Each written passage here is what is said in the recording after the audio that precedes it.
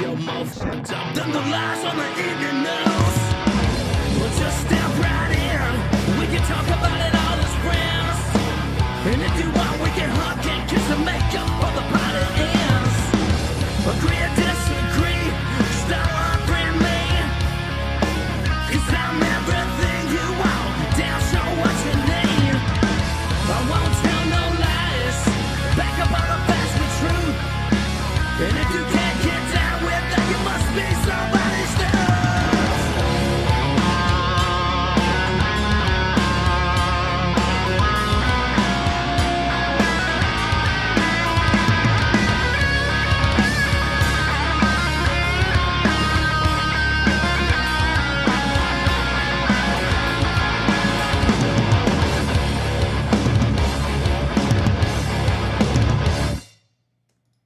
Hey, Matt, congratulations on your success, brother. And I really appreciate you giving, both sides, and just free speech, the opportunity to have a platform, dude. Got it. You got it. Thanks for everything you've done for this country, Eli. We'll talk next time. Tell Jen hello, and I'll have this ready in a couple of hours, and you can share it and take a look. I thank you, man. Thanks, brother. All right. Bye-bye. What is going on, everybody? Welcome to the Don't Unfriend Me show. I apologize for being late. There's all sorts of excuses, but Olivia and I will take responsibility. We had karate. We had some struggles. We didn't set up the thing right, but either way, we take ownership. We do apologize. This is the Don't Unfriend Me show, brought to you by Percival Flag Company. Percival Flag Company, the #1 American wood flag maker company in the United States, in my opinion. They are fantastic. They do some amazing things. Please visit pscflags.com. Tell them the Don't Unfriend Me store sent you. Jason and Katie are amazing. Tonight, we've got everybody in the house, starting with Amy Robinson. Amy, welcome to the show. And you're like, holy cannoli, oh, mother of God. And you're like, holy cannoli, oh, mother of God. And you're like, holy cannoli, oh, mother of God. Amy, what is going on with you? How are you, young lady? Did she freeze? Amy, you look a little stoic. Maybe you can tell me what's wrong. I think she froze. Amy, seriously, you can tell us. Don't just sit there. Let us know. Amy, stop looking at me like that. Oh, I kind of like it like this. Why don't you have me an opinion? Yeah. Hey, she's quiet. Didn't you just tell us to speak up? We did, but Amy's obviously not taking me seriously. Amy, listen, I want to congratulate Amy for being the only person who's wearing Red Friday, because Olivia and I didn't get out of karate and get to change. Ladies and gentlemen, Red Friday. Red Friday is a very, very important day. And yes, the Red Friday video is I think there would be a huge right now. Not this one. Right here. Red Friday, everybody. It's Red Friday. RED Friday, which stands for Remember Everyone Deployed. A movement designed to honor veterans and deployed U.S. troops by wearing a red shirt every Friday. As simple as that may be, Red Friday is a great way to back those who serve our country. Go to dumbshow.com and search for Red Friday to get your red on. Red Friday, everybody. Exciting day. Amy's back. See, I knew she needed to see the Red Friday commercial and she would have been fine. See, everybody, it's magic. It's just what happens. Magic. That's called seamless transition. Olivia Spear, everybody, not wearing Red Friday today, but that's okay.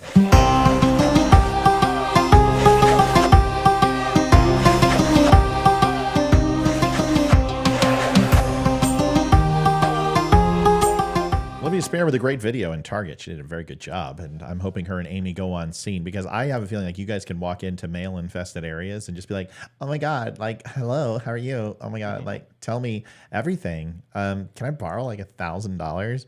And we'll have people roll over. So you guys are going to have to go impact the Krasenstein brothers and get them to admit that they're shills. But we will put you out there. Olivia has a new camera. She's now rocking the Big Daddy Pimp camera that I have, and she's looking pretty good. So we've now got 3 of these puppies running, and I'm waiting for the whole house to melt down from power consumption. But Olivia always looks good, but does look very, very in detail tonight. And then there's Leroy. Leroy.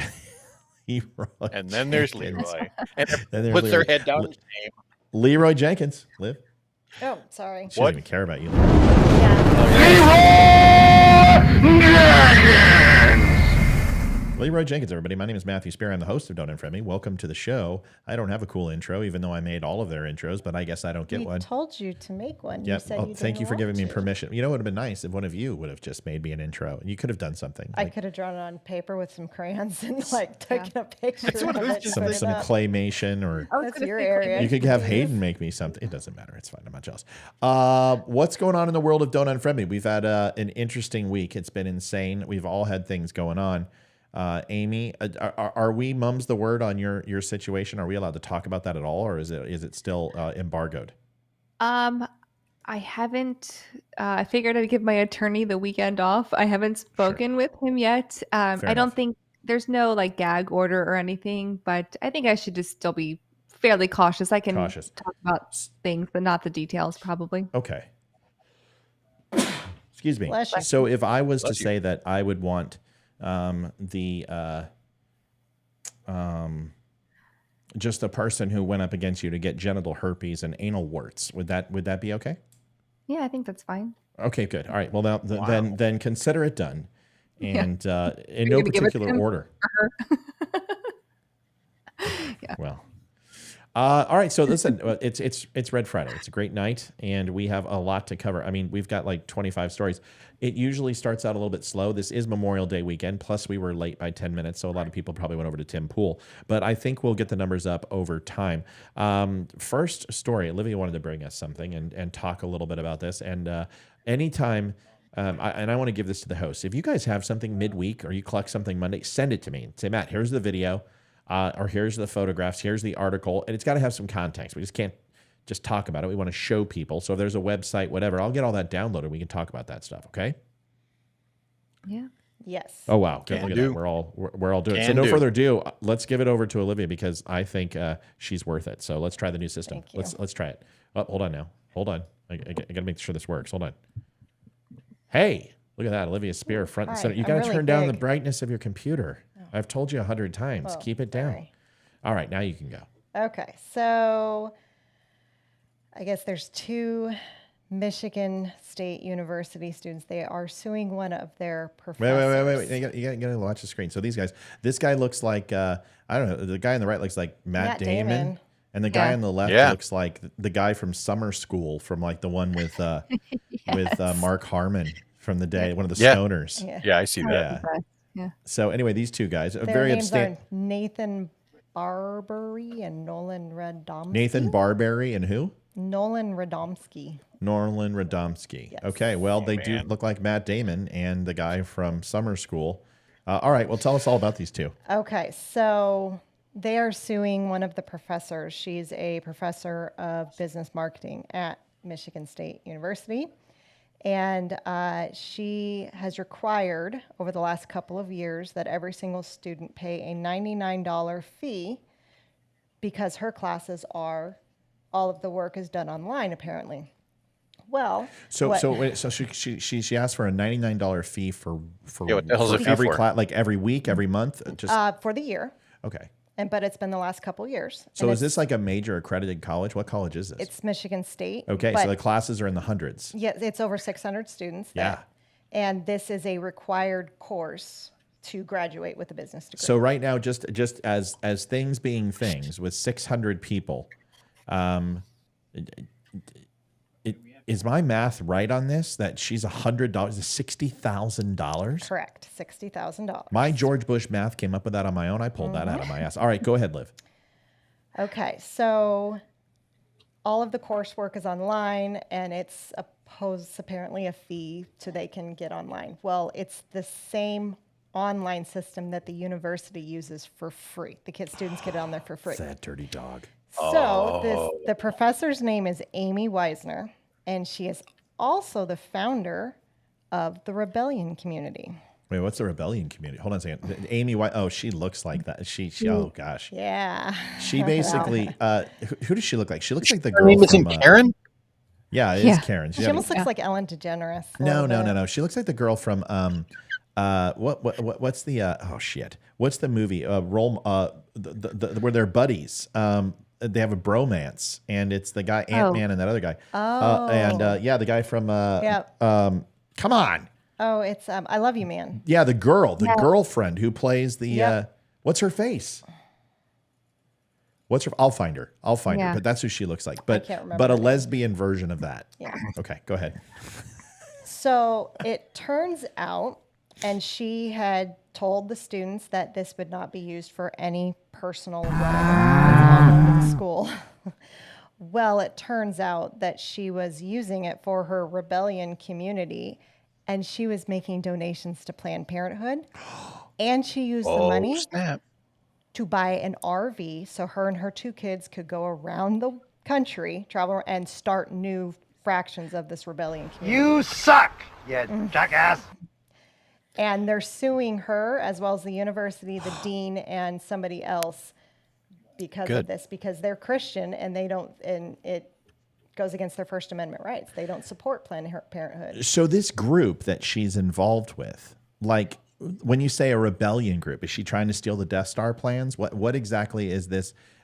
Who's a very attractive lady if her hair literally didn't look like Rick Schroeder with a bad hair day. What happened? And what is this group? So according to Wisner, a quote, "The rebellion community is a safe place to coordinate our efforts to burn everything to the fucking ground." That is a quote from her. By diving into capitalism? I guess 100% of membership fees are donated to Planned Parenthood. Oh, gross. So so I want to make sure. Did she skim anything off the top, keep anything for herself, or did she literally give $60,000? Oh no, she bought an RV for herself. Oh, that dirty dog. Yeah, so she whatever was left after buying an RV for herself, which RVs aren't cheap. No. It's probably $40,000 she spent on that. So, and then Some she of them would are tour 100. around the country and do what exactly? To open more factions of this rebellion community. See, this is who I think she looks like. This Yes. Yes. Yeah. Oh, Rashida Jones. Rashida Oh, Jones. I don't see that. Rashida Jones is smoking, but she looks like her, but in lesbian form, right? I mean, that's what you got, the tortoiseshell glasses and the short haircut and the nose ring. Come on, I mean, it's like the lesbian starter kit. Yeah. So the university did refund all of the students, but they're still suing her because their money personally still went to Planned Parenthood. Where did the college find the money? I mean, geez, I wonder where they could have found all that money from. I mean.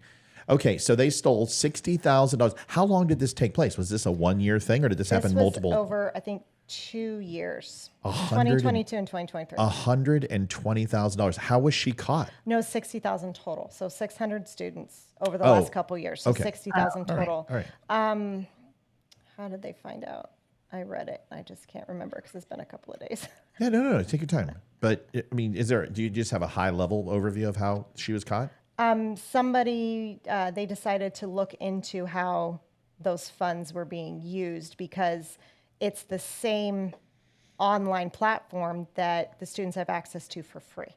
So they looked into it of why are we having to pay when we already have access to being students. Leroy, with kids that are going into the workforce and who are going into more secondary school and technical vocational school, Amy, you've got kids like mine that are looking towards college. We're saving up for it now.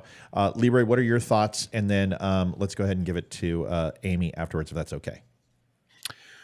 So my initial thoughts are one of, how dare you, right? Because if I'm going to go ahead and fork out my hard-earned money, right, in exchange for higher education, only to find out that I've been swindled out of some set dollar amount, and that money has been set aside basically for what sounds like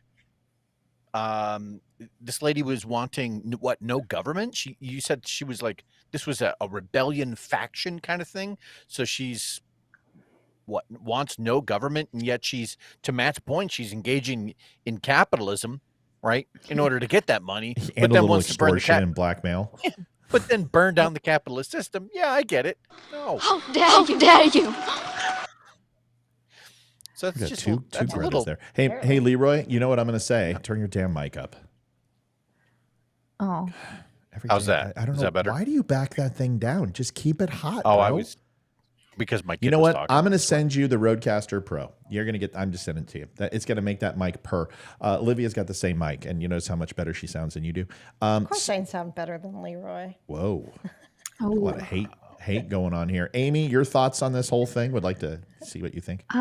Yeah, I mean, I'm still on the fence about, college anyway for my children. I mean, if they want to go, great. But I'm all for technical schools. I do. I mean, it's almost comical to me that this woman, yeah, she took a capitalist approach to this. Obviously, she's not a good. This is a business required, like a business required class, but she's clearly not running. Like she shouldn't be teaching a business class. She did a terrible job. Like she got Well, only I don't know. 2 She did years. pretty good. She made an Right. additional, what a side hustle, $120,000 in 2 years. I wish I could do that.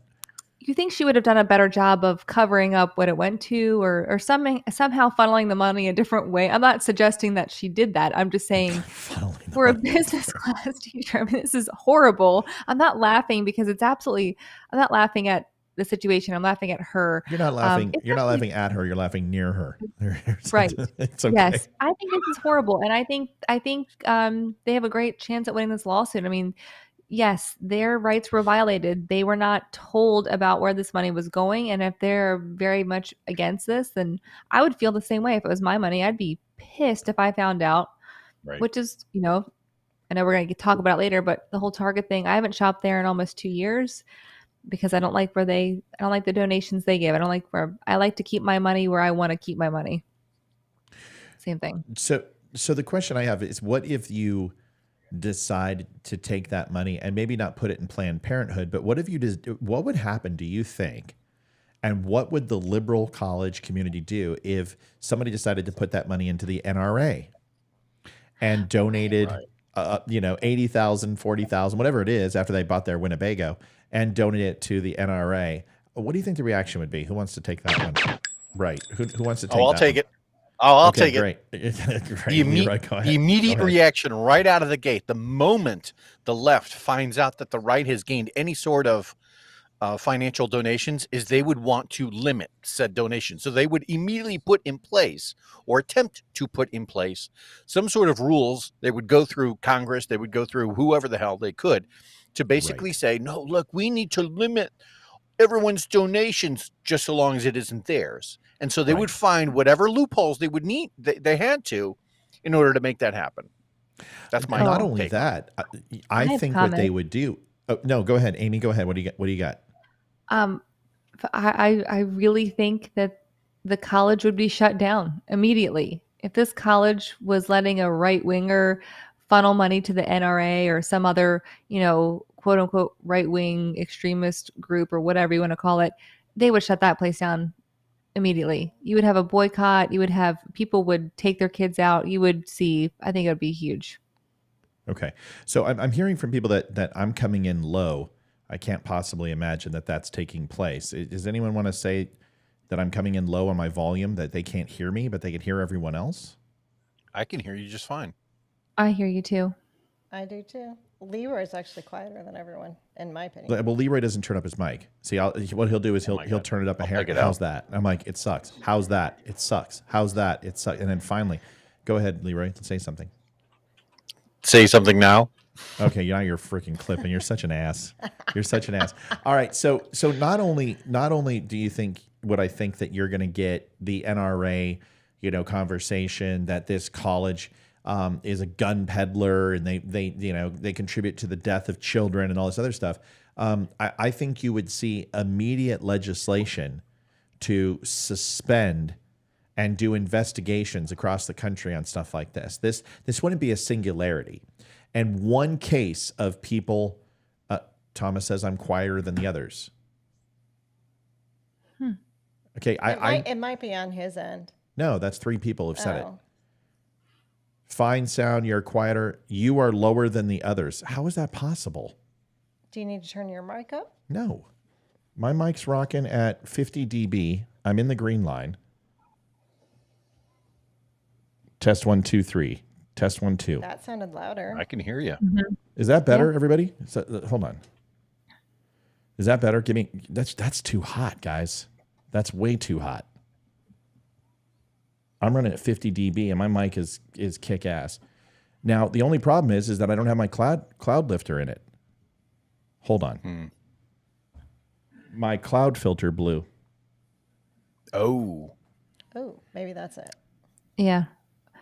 I've been through, I think, 3 of them already. They seem to blow a lot.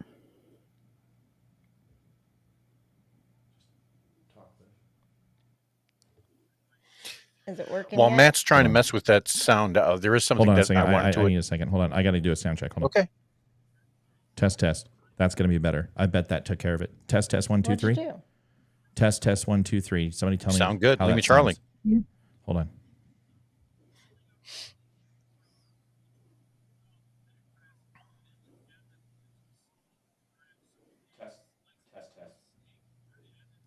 Test 1, 2, 3. Test 1, 2, 3. You guys give me a holler. Everyone says good now. You're good. Okay, so what happened Sounds is that the input, I'm just going to let everyone know what's going on. The input for my mic usually runs, no, don't say it's good enough. I didn't spend 20 grand to be good enough. It's either working right or it's not. So this is what's going on. There's a thing called a cloud lifter, and what that does is it boosts your overall mic, okay?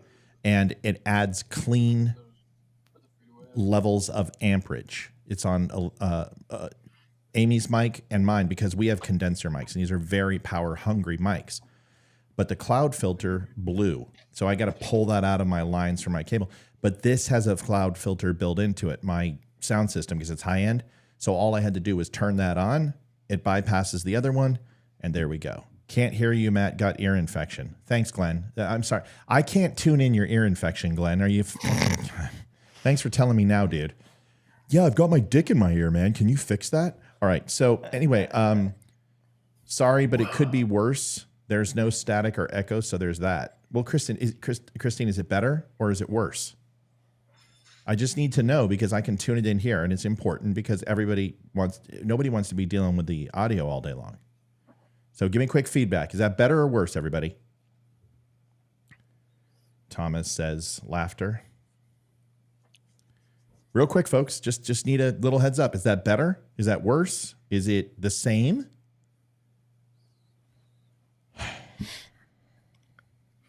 It's Better. Good. Okay, better. great. There you go. Good. Loud and clear. Okay. All right. Loud and clear. All right. So Michelle says it's bloody fine. thank you. Appreciate it. About the same. Okay. You know what? Everyone else says it sounds good. So you guys just leave and come back. All right. So, $60,000, $120,000 over 2 years. Is she on suspension? Is she fired? She got fired. Boom. No investigation? It didn't go into that. She just no longer works for the university. Wow. But I don't know if anything else is being said about it at the moment. So something we'll have to follow. So will you do me a favor? Would you make sure that God, she looks just like the girl from I Love You, Man. So would you keep us up to date with her and see if she basically joins a convent or becomes a born again Christian or something? That would be awesome. Yes. I wanted to go over one thing real quick if we have the time, which basically we do because I control everything. So we're gonna do that anyway. Well, that's how that works. Yeah, that's pretty much how it works. It's called veto power. It's called tyrannical rule. There's Livia. Where did this message come from? Walk us through it first, and then we can kind of talk about it. But why don't you start us off with how we got this message? It's the one we didn't get to do the other night, right? Yeah, the only message that we have. It was from Bubba. He sent it to us. Bubba. Bubblegum shrimp? Bubblegum shrimp. Bubblegum Yes, shrimp. it was from Mama Bubba. always said life was like a box of bubblegum shrimp. Okay. Like a. My mom always said life was like a box of chocolates. You never know what you're going to get. Yeah. So we got this message from Bubba, and go ahead. What about it? He. Well, don't tell the message. Just he sent a message, and what? He just asked if we'd give a shout out to someone. All right. So we're gonna give a shout out. Bubba sends a message. Pretty simple. I'll bring it into the chat so you can see it right now. I don't think there's anything on here that needs to be hidden or undisclosed. So we'll share it together. It says, I live in Bastion community of resilience here in New Orleans, basically a wounded warrior program's apartment complex, like Wow. Camp Hope in Houston. There's plenty of these all over the country. These are essentially wounded warriors, people with PTS. There's what's the one crest up here? Ridgecrest? Yeah, it's the fallen warriors over here. They let veterans come over from overseas who are struggling with PTS or TBIs, and I think it is Ridgecrest. Yeah, so there's plenty of these all over the place. But it says basically a Wounded Warriors Programs apartment complex. I'd like to ask on behalf of our hood, ask for something to be said for my brother Darren Brazili, U.S. Army vet, took his own life yesterday here. We wanted to go ahead and take a second because we did not have a chance to do this the other night. And I just take 20 seconds, moment of silence for Bubba's good friend. It is always a shame when we lose a brother in arms. And Darren Brazili, may he rest in peace, Godspeed. And until Valhalla, let's take a few seconds.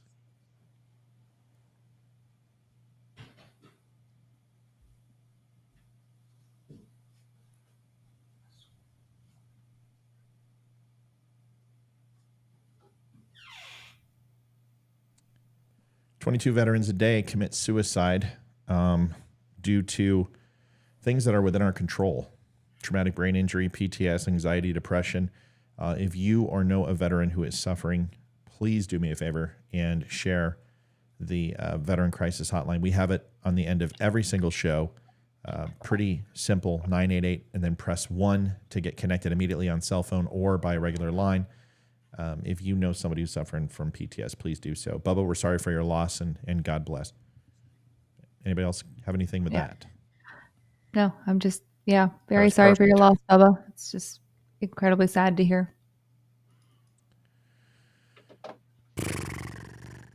Okay. On a more somber note, there's nothing really more somber than that, but we'll try to trudge on. It's way too many, folks. It happens way too often. Olivia had a chance to go into, and I know Olivia's getting 2 chances here. So I guess what we'll do is we'll try something else before we jump right back over to Olivia, because I kind of want to. I'm the star of the show tonight. Yeah, it seems that way. I want to show a video, and I said something the other night in regards to this, is that it seems that there is this effort to resegregate America. Now, if we go ahead and take this back to liberals and Democrats and say they're the party of the KKK, and not to assign that to them today, because that's not what we do. They do that to us, right? They call us racists and Nazis because some people show some stupid Nazi flags on a couple occasions, and all of a sudden everybody's a Nazi. I don't support those people. I would never support those people, and I know nobody here on this show supports them either. But if we want to be truthful, the counterpoint to them saying you guys are the party of Nazis and everything else is like, well, you guys founded the KKK. You guys made decisions to go ahead with Jim Crow laws. You put Japanese people in internment camps. You're running modern-day slave plantations now in the inner city. Don't sit here and tell us this. So if this is the truth, and the Democratic Party was born out of the Deep South, out of the Civil War, with the Daughters of Confederacy, to have a revisionist history in regards to the way that we see the modern-day conservatives, the party of Lincoln, who was hated and despised by the South. And there has been this matriculating effort over the years. We have to look at history and say, okay, if this is true, and we have this hypothesis that the liberals and Democrats do nothing for minorities and do nothing for the African-American population because it's rooted in their policies, we have to ask ourselves a question: is this true today? Do we see the same signs that we did in the 1800s, and obviously 400 years before today, where we saw African Americans being treated as lesser citizens, living in poverty, a lack of education, an addiction to something other than physical abuse, and a breaking of spirit, which anyone will tell you, if you've had any interactions with hardcore drugs, those certainly do that. They make you a slave to a medicine a drug, and your entire life goes around that. And it may not be a whip and a white slave owner, but it certainly is a white piece of pharmaceutical that makes you a slave to its addictive properties. So if we say all that's true, then we would have to say then the policies have not changed, maybe the mentality has, at least that's what they say. But if the actions speak louder than the words, well, then I guess the next thing they would try to do is revert back to destroying the family unit like they've done in the inner cities. So you destroy the patriarch and matriarch. You split families apart. You stop the heterosexual relationships and replace them with homosexuality. You decrease the population. Well, then what do? Once you have those people broken, maybe what you do is do voluntary segregation, because you have those two people or multiple classes hating each other. And what we're seeing is that segregation is now becoming a normal thing in between clubs, in sports, in college graduation. So I want you to think about that long-winded response, and then I want to go ahead and have a conversation about it. And we'll start with Amy. We'll go to Olivia, then Leroy. Here, watch this.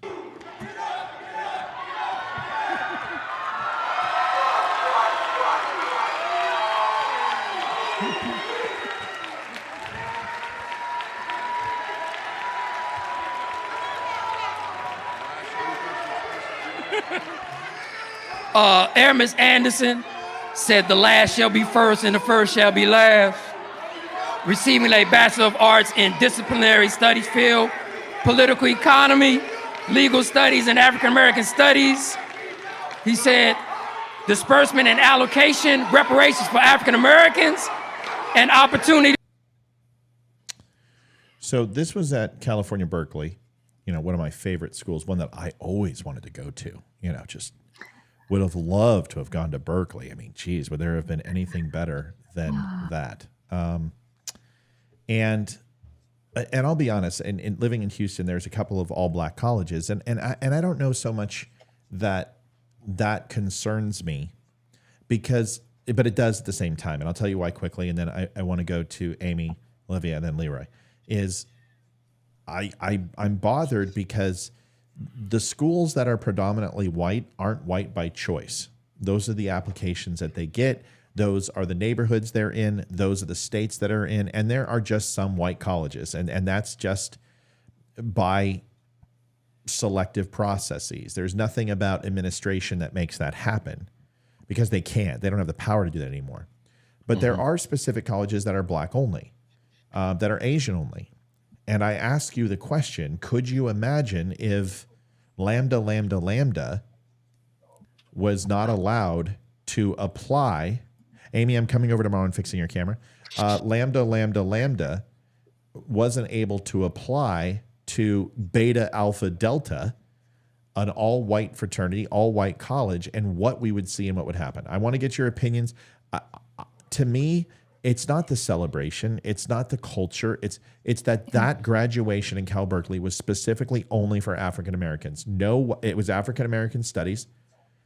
No white people could attend in any way, shape, or form. And this happened at Comcast. There was a black leadership conference, and I wanted to go. My district that I had 432 stores. 95% of those stores, Olivia will tell you, were African American kids who I hired, and I wanted to go to this conference. And I wanted to go to this conference because I wanted to build relationships with African American leaders. I wanted to get better at how I interacted with African American people, because I'll never know what it's like to be black. And I thought it would be great. And I was told, you can't go. And I said, why? He said, because you're white. And I said, so you're telling me no matter isn't that what, racist? Yeah, I'm like, no matter what happens, I have a want to go. I can't go. And I said, what if I pay my own way? What if I go and I just want to attend? And they said, no, you can't. I said, so this isn't about money or me taking somebody's slot. It's because the color of my skin, I can't go. Is that correct? Like, absolutely, that's it. It's black leaders of America. It's not white leaders of America. And it just blew my mind. Chomp on that for a bit. Amy, I want to go ahead and get your thoughts, because I promised you could go next. So Amy, bring it on in. Yeah, I mean, you kind of made my point here. I'm sure as the demographics were not all Black Americans or Black people who were taking this, course of study. There had to be people of other races who were interested in, this particular path in life. I mean, I love learning about anything I can. So I mean, I wouldn't have chosen that as my career path, but I could see myself taking classes along that way just because it's interesting and I'm curious by nature. So I think it's Yeah, I just think it's a complete racism, and I'm wondering if there were white students or Asian students or Hispanic students that took these classes or were on this path and were told that they could not attend this ceremony because of the color of their skin. And then where are those students, and what are they saying about this?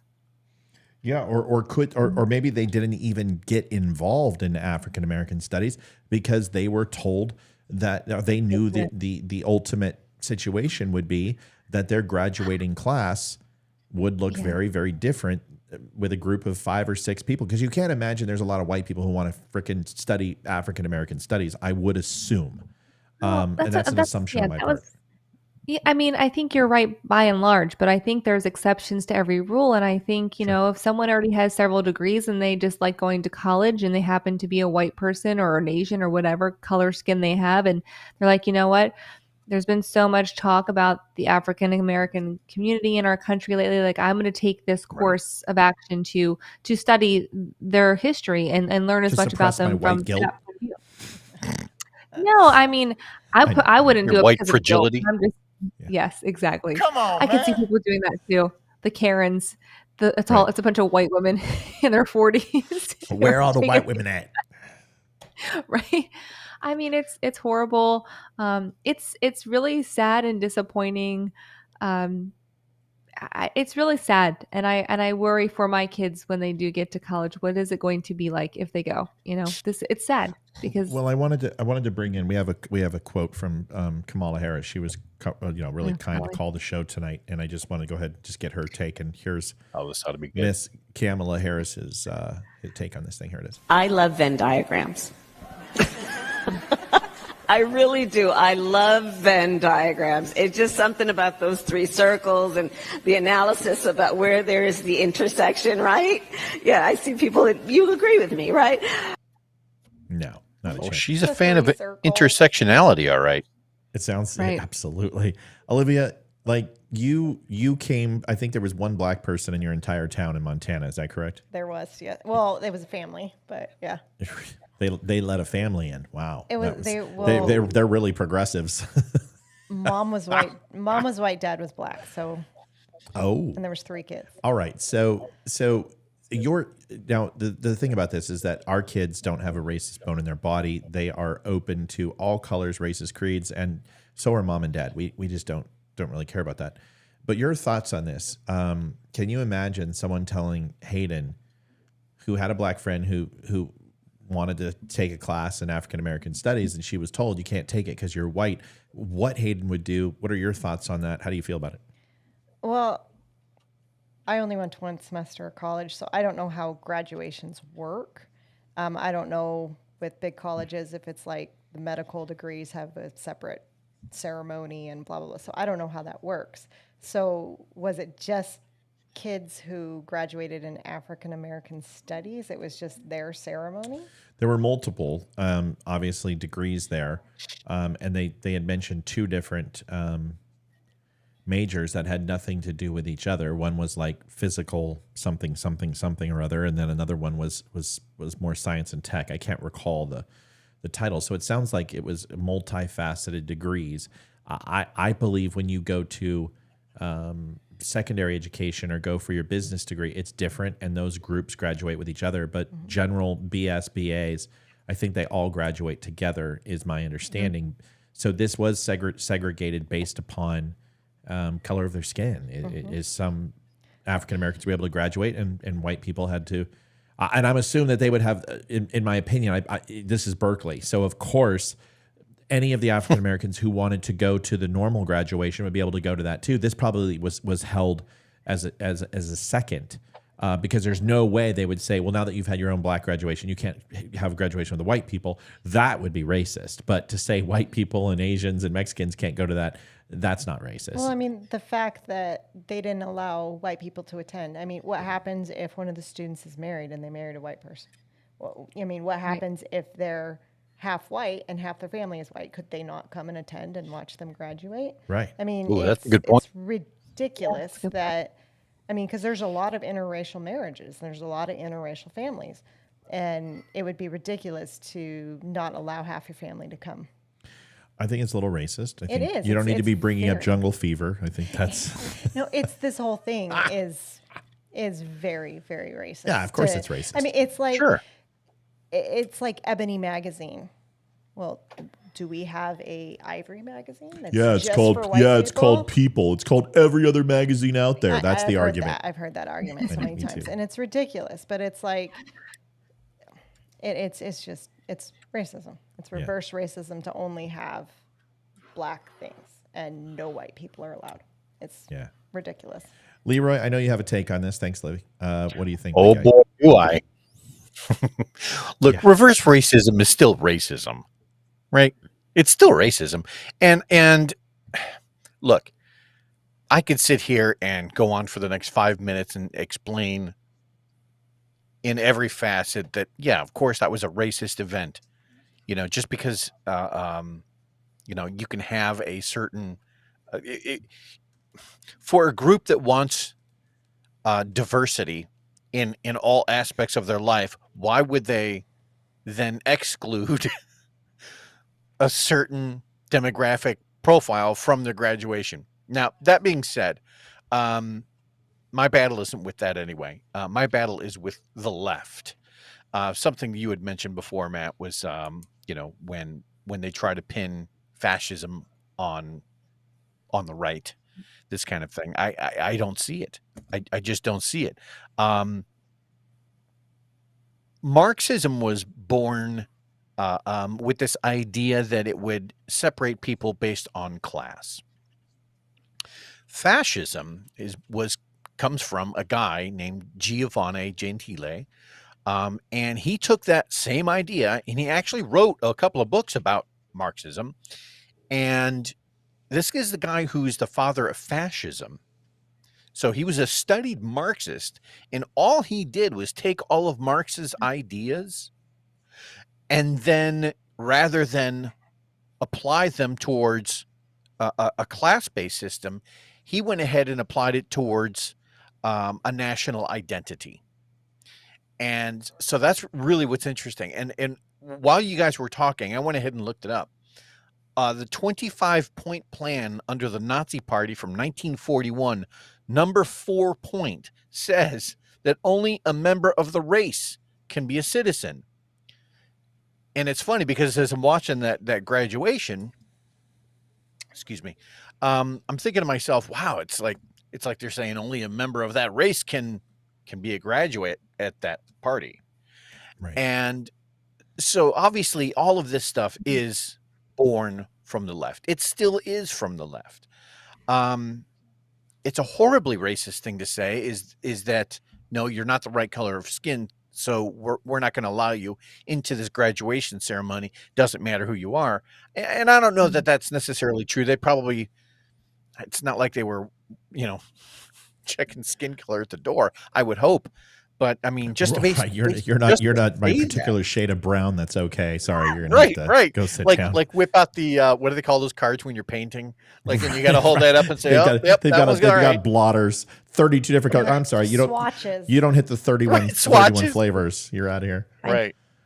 Sorry, and you're so too mocha. if you don't match the correct swatch color, then all of a sudden, what? You're not allowed to get up on stage or have an opinion. Yeah. Anyway, that's my take on it. Yeah, I think it's a fair take. I listen. I want to be clear. Someone put up some stats which I thought were great. I think Melissa did, or Melanie did. That 2.42% of the staff at Berkeley is black, and I'm like, well, that's racist in itself. One is from an economic standpoint, you know that's one of the reasons why. Number two, your overall mix of students and an application has a less of a pool, obviously, or you would get more, or the way that you run your, student body selection process inherently is racist too. Because I will tell you, most colleges, the whites are the minority in nowadays. There's actually more female whites than there are male. There's less white heterosexual males. And honestly, okay, that's fine. But at Berkeley, which is supposed to be this woke school, 2.4% of their student body is African-American. That sounds desperately low for an area of California, which is surrounded by predominantly black neighborhoods. Now, Berkeley itself is not, but the surrounding areas, Los Angeles, Lower Los Angeles, Van Nuys, Upper Northern Well, isn't Hills. Berkeley a really, really expensive college? Yeah, that's Yes, my it point. is. That's why I said economically it's racist. It's a classist school. Yeah. Berkeley is extremely expensive. Go ahead, Leroy. I just wanted to add something else to that.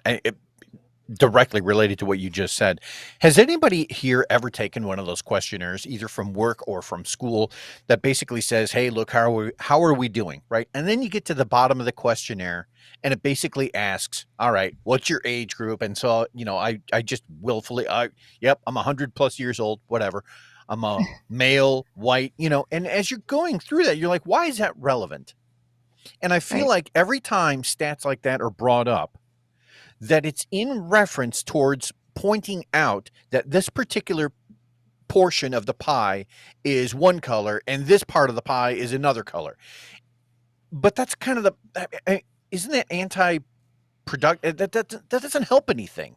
Right. If we were really trying to get, as a society, to the point where we can appreciate and value meritocracy above skin color, then we should do away with all of those stupid questionnaires, in my humble opinion. Yeah. No, I think it's a fair. Amy, you have I something? agree. No, I agree with Leroy. I totally agree. I hate those questionnaires. And unlike Leroy, I will lie on them. I'll say I don't go 100+. I just say I'm 18 to 25 or whatever that one is. Yeah. And yeah, Well, I you would, look because like that, Amy. well, thank you. No, I just lie and I usually do pick. I usually like trying to change it every other one or so. It's like you pick this one, you pick that one, just mess with them. It's like, why do you care? Right. I'm just throwing off their stats just for fun. Liv, so you are multiracial. So you are white, you are Mexican, you are Middle Eastern, you are Italian. No Middle Eastern, no yet Italian. You get misrepresented for, like, That's people true. think that you're Lebanese, people think that you're Jewish, people think that you're Italian, Italian. mainly.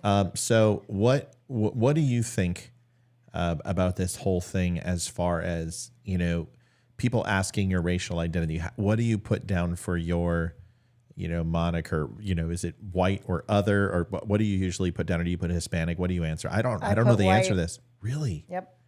You're so ashamed of being Mexican. No, I'm not. I'm just Yeah, you not are. going to use it to get ahead in life. My dad puts Mexican down. Your or dad is the Hispanic. least Mexican person I've ever seen in my life. He just looks like what was that biking show that we watched? What was it called? Oh, Sons of Anarchy. Yes, Sons of Anarchy. Oh, yeah. He just looks like He looks like he could belong. yeah, he does look like he would belong there. All right. Interesting. So, all right. Anybody else got anything on that, or we want to move on?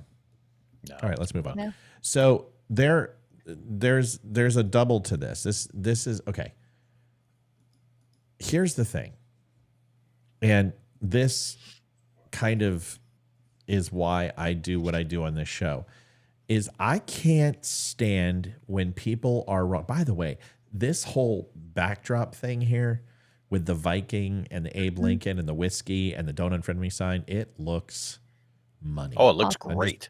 I'm just letting you know. I think the whole set, having Olivia all dialed in and this whole backdrop thing going on right here, I gotta say, it's looking great. It's looking pretty money. All right, so Olivia looks good too, by the way, folks. I always look good. Okay, holy shit!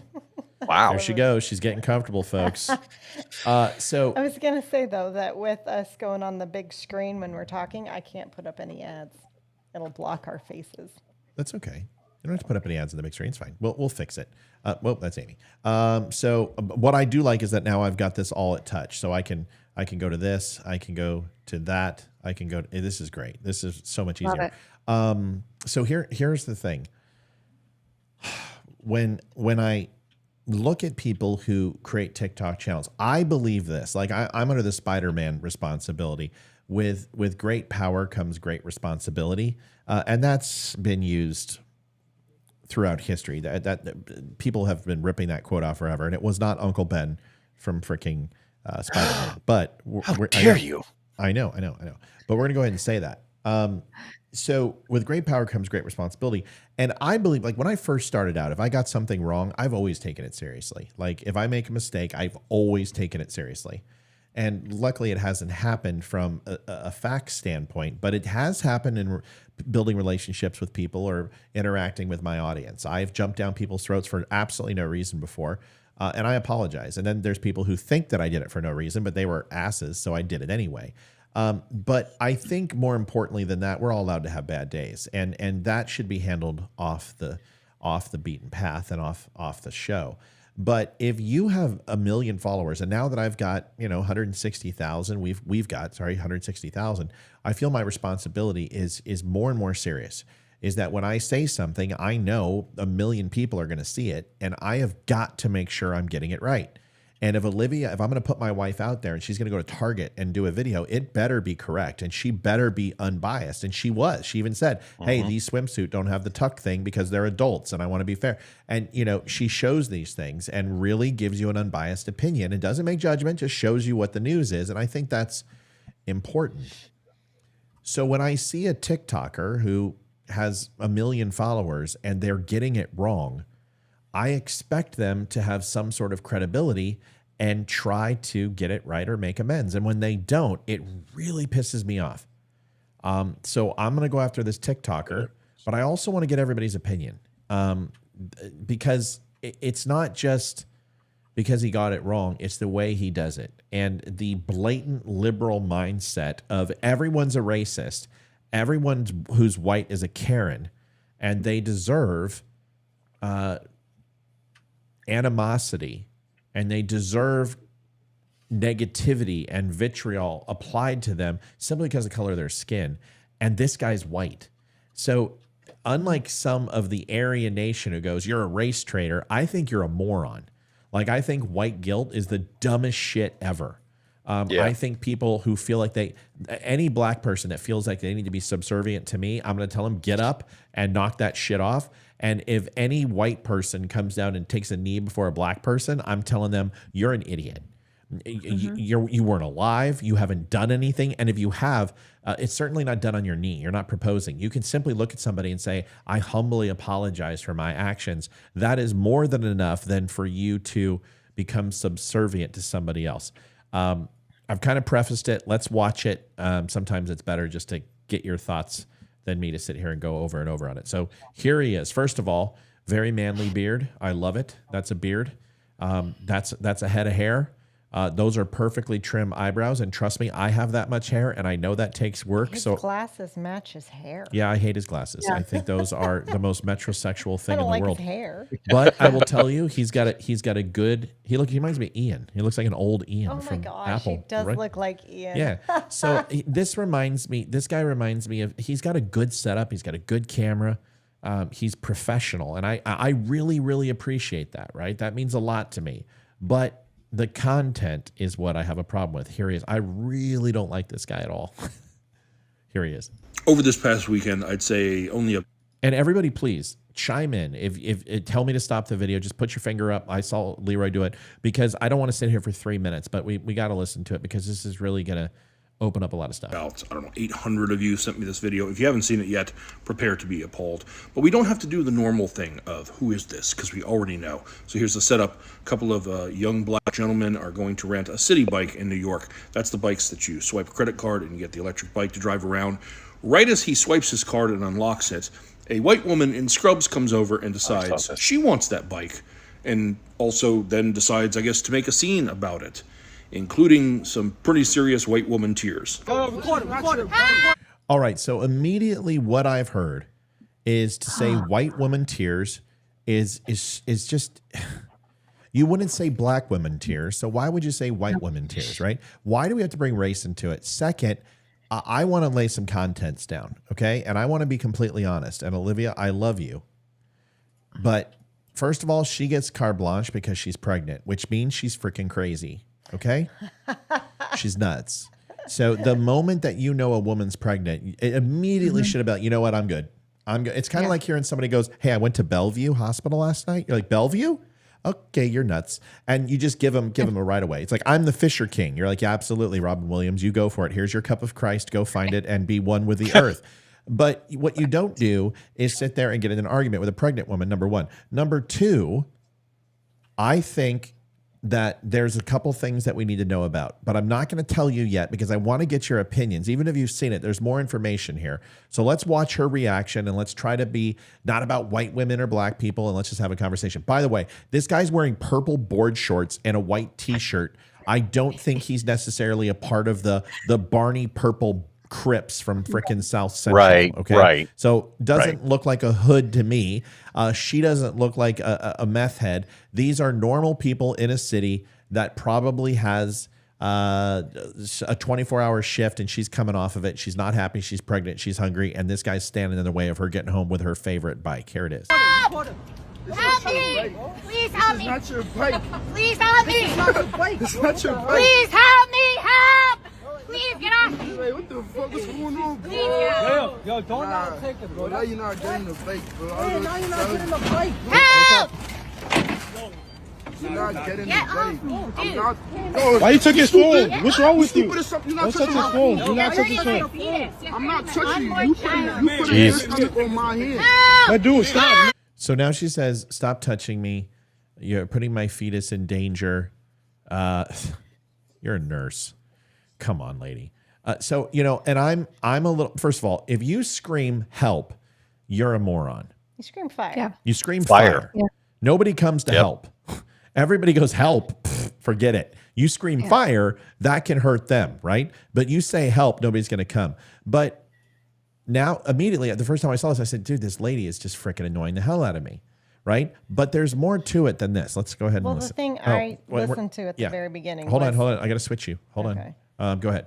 Was he said that you saw him swipe his credit card and then she jumped on the bike. No, you didn't see him swipe his credit card. That's correct. The entire Very video, good. It started with her just saying help. You didn't see anyone swipe their card. Very good, Olivia Spear. Very well done. Very good observation. That's absolutely correct. You're learning. Here we go. Let's watch the rest. No, dude, stop. No. I said no. I said sit down. Please help. She's just crying. You're not crying. I got stupid. I got your video. Drunk. Wait, you put it out? Hey, Hassan, you put it out? Hassan. I don't give a fuck. Hassan, you put it out? This is my bike. It's on my account. Please move. All right, so why don't we reset the bike? I'm not resetting the bike. It's his. Reset it. I'm gonna pull it out on your account. You are active. I don't give a fuck. This is my fake crying. He's fake crying. Stop fake crying. Hey, stop touching me. I don't touch you. Hold up. Hey, stop touching me. Stop touching me. Why don't you take this bike? Stop touching me. I will. Exactly. So take it. So take it. You're stupid ass. Fuck out of here. Dumbass. Your baby gonna come out with Wait, how you stop crying? Not a tear came down, miss. See, so at this point, there's a few things going on that are wrong, right? First of all, her is fake crying, right? She is pregnant. I understand that. There is another side to this story, and a lot of you are going to be surprised, right? Because there are multifaceted situations. But when you go ahead also, and a black man is in a city and you're screaming help, if I come up, I'm immediately taking that woman's side. And if I'm armed, I'm thinking about that, right? Because that is what happens in that situation, is because chivalry kicks in, military kicks in, and I'm going to go protect the woman no matter what. Say there's 4 black guys, white guys, green guys, Mexican guys. It's still 4 of you versus Doesn't her. matter. And you better back the F off that woman. But at this point, it is between her and him, and he is not physically violent. He's holding the handlebars, but she's acting the way she's doing. So at this point, you're kind of like, what's going on? So both of these situations, we'll explain a little bit more, which will add some clarity. But right now, nobody's violent. They're having an argument. They're recording it, because if I was a black man in America, I'd be recording it too. I'm not going to lie to you. And if I was her, I'd be recording it. All right, watch. Now, I love the fact that they called her out on her fake tears, but oh, by the way, they also, one thing that they didn't say, which you heard in the background, that he did not add to, which pisses me off, is he said that baby's going to come out looking like Trump, is what they said. Now, that was not included. What the hell does in the that video. mean? Well, you know what they're saying is that she's a Trump supporter because she's a racist. That's what they're saying. They're going to go to the race card, and she's going to go that I'm a white fragile woman. So that was laid out there, and I that's what pissed me off, is because I was laying in bed and I watched it. And I said, wait a second. I rewound it 4 times. That's what they did say. And that is a little wrong too. So now you've got a bunch of wrong, a bunch of maybe right. We're not sure. So let's listen to what this douche plow has to say. That shit gets young black men killed. Oh, come Literally. I mean, you see the one guy walk over, and his solution is, well, you know, reset it so it takes your card off and give her the bike. No. Now, right away, even when I first saw the video, I noticed that her ID badge that she quickly tried to take off. Now, this is number 2, which really bothers me, because now what you're doing is you're doxing somebody and you're putting her name out there. And now you're doing that gets white women raped and killed. Okay. So it gets anybody hurt and killed. We've had podcasters killed. We have people go into churches. We had a brother go and shoot his brother and his wife and drove 6 hours from northern Washington down to California or Arizona and shot him. Folks, this gets people killed. This guy should know better. And it's not about, hey, look at me versus him, but I always try to protect the identity of people. And I never try to out people like that. I try to use their first name. I don't use their last name. I'm not going to give out personal information. I don't even dox my stalkers. And trust me, I could give you some of the crap that I found, including pedophilia, drug charges, weapons charges, beating women and wives, on some of my stalkers. And I don't even out them. This is completely in poor taste. And he pretends that he doesn't care. And he pretends that he is going to be chivalrous and say he's going to protect her, but he outs her by linking someone else who does it instead of doing it himself. Here it is. Off in stash. It says Bellevue, as in Bellevue Hospital. So figured she had to work there. And while I've seen many sources have her name so far, the first person I saw do it was that Danesh guy. So without further ado. Hello, Sarah Jane Comrie. Absolutely disgusting and revolting move you tried there. Shout out to those guys there who showed absolute restraint. While Sarah may have deleted her social media accounts, her husband did not. Hello, Sarah. So yeah, that's her. And while we aren't 100% certain that she works at Bellevue, although she almost certainly does, the hospital system in New York is certainly aware of what happened. They said they're aware of the video and that they're reviewing the incident. So the big takeaway is don't do shit like this. You may not care about the danger it puts those young men in, but if nothing else, don't do it for selfish reasons because it may cost you your job. Well, it's Yeah. Okay, so now we're going to do this. Or was that the end of it? Yeah, that's the end of it. But real quick, Matt, why did you play it? Well, because that's been seen like 17 million times, right? And there's nothing there that is going to, that's not known with one Google search. So I want to be clear on that. And second, I want you guys to give me your take. So here's what we're going to do. We're going to go Leroy first, then Olivia, then Amy. Okay? Leroy? So the gentleman who is doing the video right there, I'd like to know his name. And if any of the dummies knows who that is, please forward him this video. I would love to have him on the show. I think it'd be a great conversation to have. But my problem with the entire thing is, so it's your assumption, you're asserting that this woman who just got off of her hospital shift, we're going to assume, went out to get a bike. She's pregnant. We've already acknowledged that. So this pregnant nurse gets off shift. God knows how long they work. Goes out to a bike, probably to go home. Swipes the credit card. But you're saying that's not what happened. She actually just hopped on the bike after these guys went ahead and swiped their credit card. So she is essentially stealing that bike from these guys. Now that's what he said. Now there is a follow-up. Real quick. There is a follow-up video coming. Want you to know that, which kind of helps put all this in perspective, but it's still from one side. Go ahead. Right. And so my question is, so you're basically saying that this, again, pregnant nurse is stealing right in front of them from 4 dudes who were also trying to rent the bike. I am really dubious about that. And whatever the case may be, whether there was just general confusion and really they did end up swiping their card and somehow they are the owner of that bike for, whatever period of time, or if she did and they're in the wrong, it doesn't matter. The fact of the matter is, when you put out a video like that, and you put her name up there, you are exposing her towards the power of the media, towards anybody who would be watching to inflame them. We just got done talking about this on the last show. If you can control how a person feels, you can control how they think. And if anybody is at all outraged by that, then some wanker out there is going to want to seek retribution. So you're indirectly exposing this poor young lady to potential dangers. And I noticed that you didn't expose any of the gentlemen who were involved. You didn't give out their names. I don't know if that's going to come up in a later video. I don't know. The fact of the matter is, if there's general confusion when whoever it was went to go rent the bike, it could have easily been.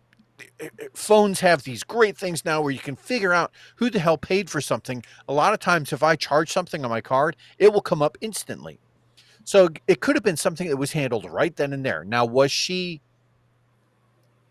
annoying? Yes. But that doesn't give you the right to, you know what I mean, to go ahead and confiscate her property. Okay. Right. If that's what happened. My point is we're that it's something that can be immediately verified via a phone app to say, look, this is the rightful owner of the bike for whatever period of time. That's all I had. Yeah. Fair enough. I think it's all fair points, valid points, 100%. Livia? So I want to know who took the video. And I want to know, was it one of their friends that has the phone that's taken the video? And I want to see the whole thing from the time they push the record to the time they push stop. Correct. Because it seems like it's a bit out of context, and they're only showing the parts that they want to be seen. The other thing is, I've been pregnant twice, and being a female and not even being pregnant, I'm not going to go up to 4 black men, let alone 4 men, or even 4 women, and pick a fight to try and take something from them. And me being pregnant, I'm going to protect my baby and myself at all costs. And to be honest, if that was me in that situation, I'd be like, okay, I'm just walking away, even though it's my bike. I'm going to take pictures of all of you, and then I'm going to figure it out from there. And I would just walk away. But I mean, I would never get myself into that situation. And from the pictures that I saw of her holding her baby afterwards, she looks like she's a good mom. And I don't know any mom who is going to purposely get themselves into that situation and try to pick a fight with 4 people. It's interesting. Amy, have you ever had a chance to rent one of these real quick before? Because if you haven't, I'm going to say something. But if you... I've rented scooters, not a bike, but I have rented the scooters. Then it's the same thing. Go ahead. You talk a little bit about the rental process and then chime in on your thoughts, please. Because I have, and I'd rather have you do it.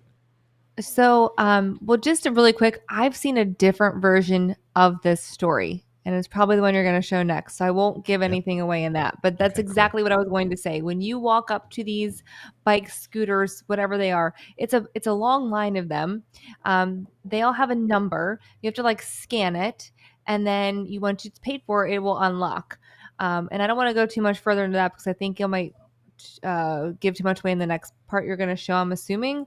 But yes, and like, just to reiterate what Olivia said, any woman, there's probably a long line of these. I'm assuming not all of them are rented, and I'm guessing there was probably 15 to 20 of them together, not men, but the bikes or whatever. And even if 5 of those were rented, you're going to go to the other side if you're a pregnant woman, or even if you're a woman. If there's a crowd of men, no matter what color their skin is, you're going to go away from those men. If you're a woman who's pregnant, especially, you're going to go to the furthest away from them to protect yourself and your child, and get that bike and get on your merry way. There's this. Agreed. Yeah. See, and I think that's an interesting point. Is so you have to ask yourself the question: were there multiple bikes available to rent? Right.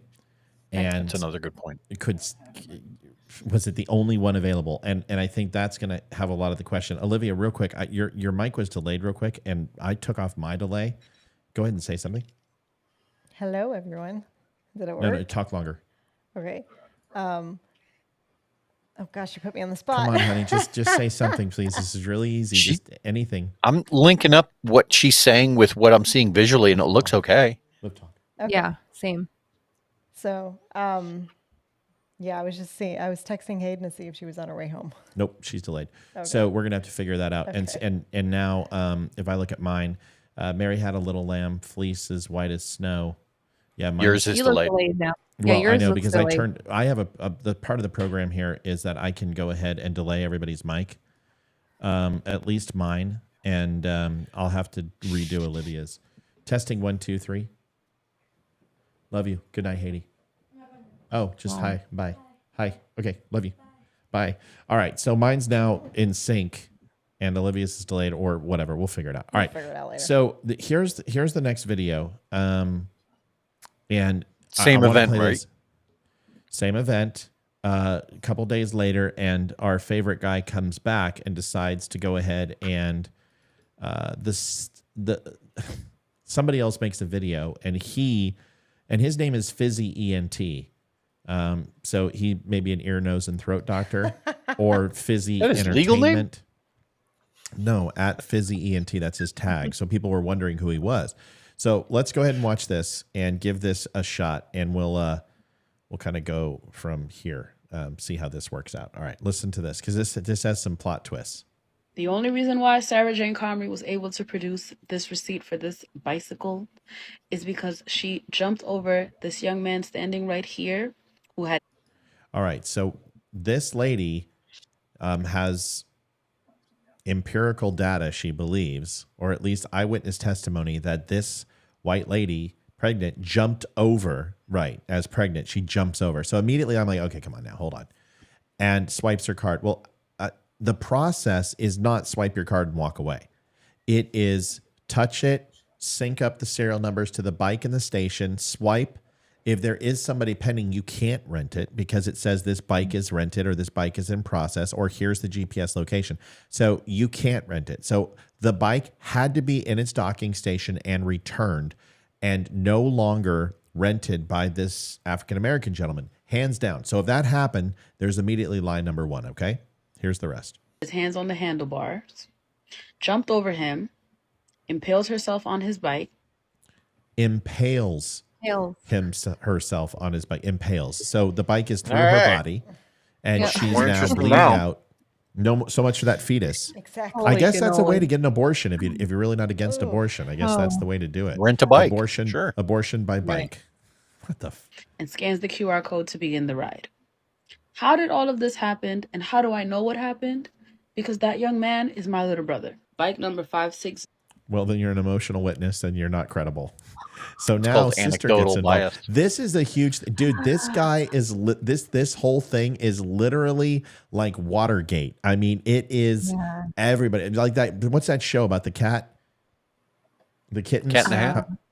The cat murderer.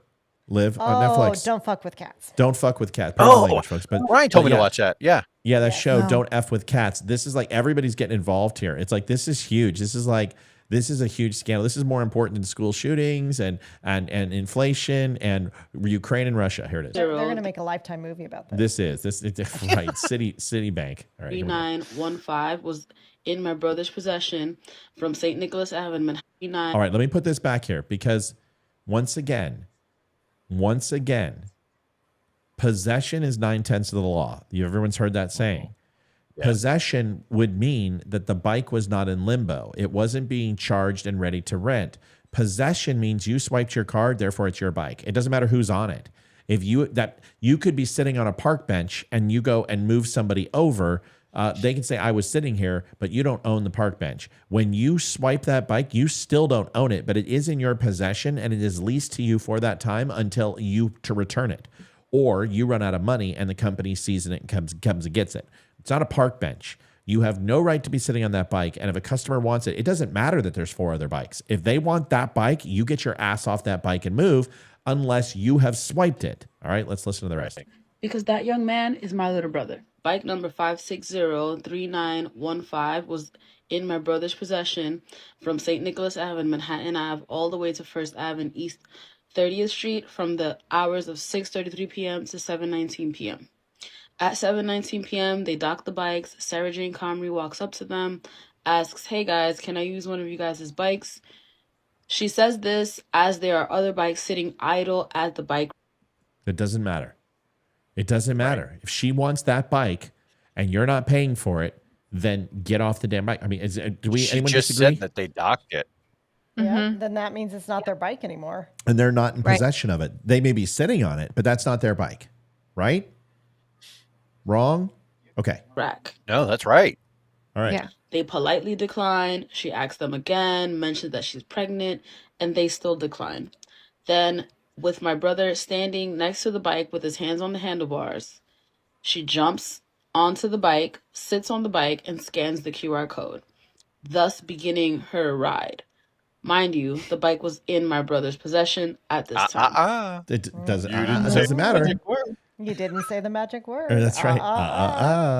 Okay, hold on. We'll hold on commentary so we can watch the rest of the video. So this screenshot is from 6 minutes after the previous ride ended. As you can see, 7:25 p.m. Previous ride ended 7:19 p.m. These gentlemen, these boys, did not steal this bike from Sarah Jane Comrie. She stole the bike from them, then proceeded to weaponize her whiteness. Whoa. Video started being recorded at 7:24 p.m. close to Weaponized 7:25. whiteness. I hate it when that happens. My brother's ride that was in the previous screenshot starts at 7:25.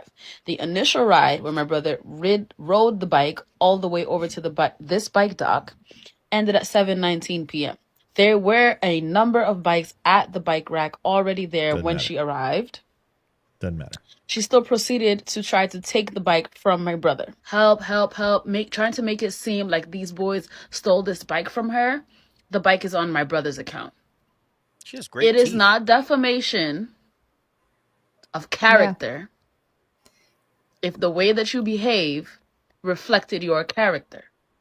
Told you I'd seen receipts, but let's go ahead and review some things. First and foremost, I would like to reiterate that for myself and many others that initially posted about this, we weren't talking about a stolen bike. We didn't care about a stolen bike. It was her behavior.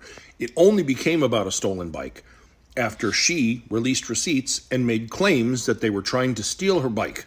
Remember, her attorney said after a 12-hour shift, she got on an available bike which no individuals were touching and paid for it through the app.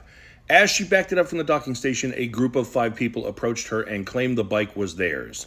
One or more of the individuals in the group physically pushed her bike with her on it back into the docking station, causing it to relock. That's her story, and his story directly contradicts hers. And the receipts he... Now, Of course it does. she has receipts. The lawyer has shown receipts, and at the time, the bike was in her possession. At the time frame the video was taken and everything else, he had returned it, put it in, and finalized the transaction and docked it. Even sister winds up admitting it. This guy posted a video in between these two videos and retracting his statement a little bit and making up I'm going to clean up on aisle 3 Walmart style, and then deleted it. So homeboy Tizzy at Entertainment got a little flack and decided to backpedal, and then he gets sister coming out, which corroborates.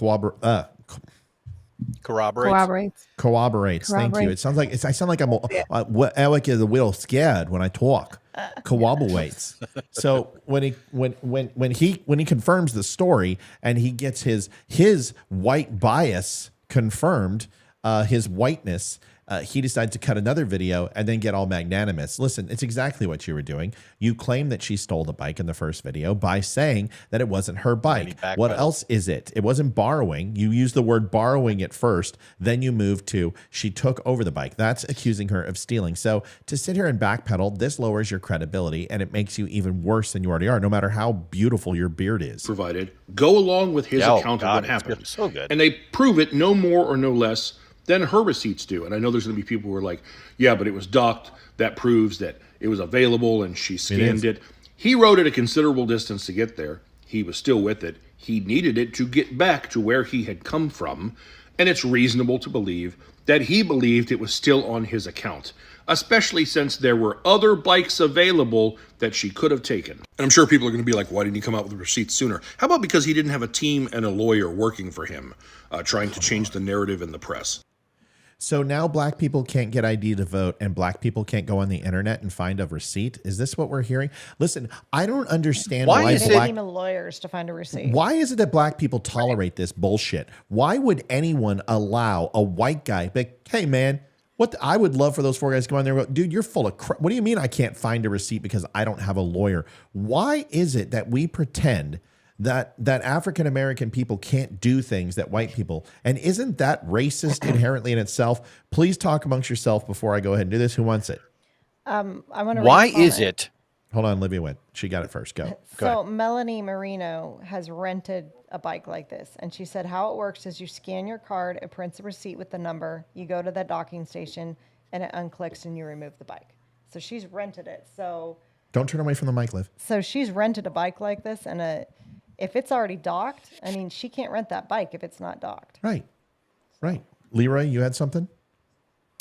Well, everyone is, at least the awesomely bearded dude, and I don't mean you, Matt. Oh, thanks, buddy. Is making a very strong point to say, look, there were other bikes available. Why didn't she just use one of those? Without applying that same logic to them. Right. Right. If there are other bikes available, and obviously I get that at some point one of these two parties is confused in terms of who is in ownership of this, in terms of, hey, this is on my card. No, it's on my card. I get that there's some confusion there, but why make a big deal out of it? Like, never fucking touch anybody. If you touch somebody, that is carte blanche, especially a pregnant woman. In some states, that'll get you shot. Yeah. Well, right. Yeah, well, but according to this guy, just being black gets you shot too, which is completely unfounded and complete bullshit. But go, Amy, you've got somebody. Here's my one thing, just real quick. Why is it always white guys who are more offended than black people? Isn't it? What the hell is wrong? Right? That it's always white people. Whenever I see like BLM or people challenging people in restaurants about their whiteness, it's always white people. Black people are sitting at home going, "What in the." Man, will you guys just stop? I'm going to use that one day as an excuse. I'm just going to, when I get into a verbal altercation about anything, I'm just going to go, I'm white. Just, how it plays out. Do you have, Please listen, I'm white. I understand you more than you know yourself. Amy, go ahead real quick, and then we'll watch the rest of the video. So I think I've heard a completely different version than anyone else, I guess. Even I thought you were going to play a different video. We're not done yet, but go ahead. Yeah, okay. Because I've heard such a different version than all of this. And the one question can you that hold it because I want to hear the rest of his crap, and then Yeah, no, I have a question that I don't think has been addressed in any of these videos, and that is, she does work in a hospital. It's in a city. Did she have some kind of prior, encounter with these gentlemen that maybe wasn't something she liked, or who knows? I don't know. She's a white woman working in an impoverished area. She doesn't need to be working in and working a 24 or 12-hour shift. I think there should be a little bit of understanding that sometimes it's okay for other people to have bad days, and it doesn't mean you're a racist. Right. Yeah. I listen, there's no doubt she acted irrational, and it was stupid. And I'm surprised she didn't put on a bonnet and say, help me, help me, help me, help me, help me, help me. That's the only thing I didn't see her do. And I'm really shocked that she didn't. But let's rock out the rest of this. And then Amy, I want to hear the other version because I heard something else too. And I want to give it a chance. Here we go. And you want to talk about being defamed? There are a ton of articles that paint that young man as a thief. This is from a day ago. Critics called City Bike Karen a racist. Then the facts came out. USA Today, City Bike Karen viral video shows why we shouldn't rush to judgment. It says because she produced like he did receipts, she isn't racist. Right. I had this thing at like 5:30 a.m. Quite a few days ago, and I waited. I sat on it.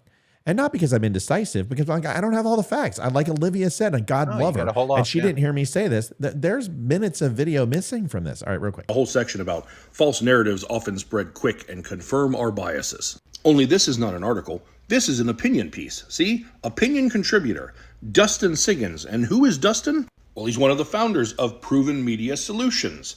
And what does Proven Media Solutions do? We specialize in creating your great content and putting it in the press, from the written word to interviews. We help you reach and influence your target markets, including op-eds. like this piece, to help change the narrative.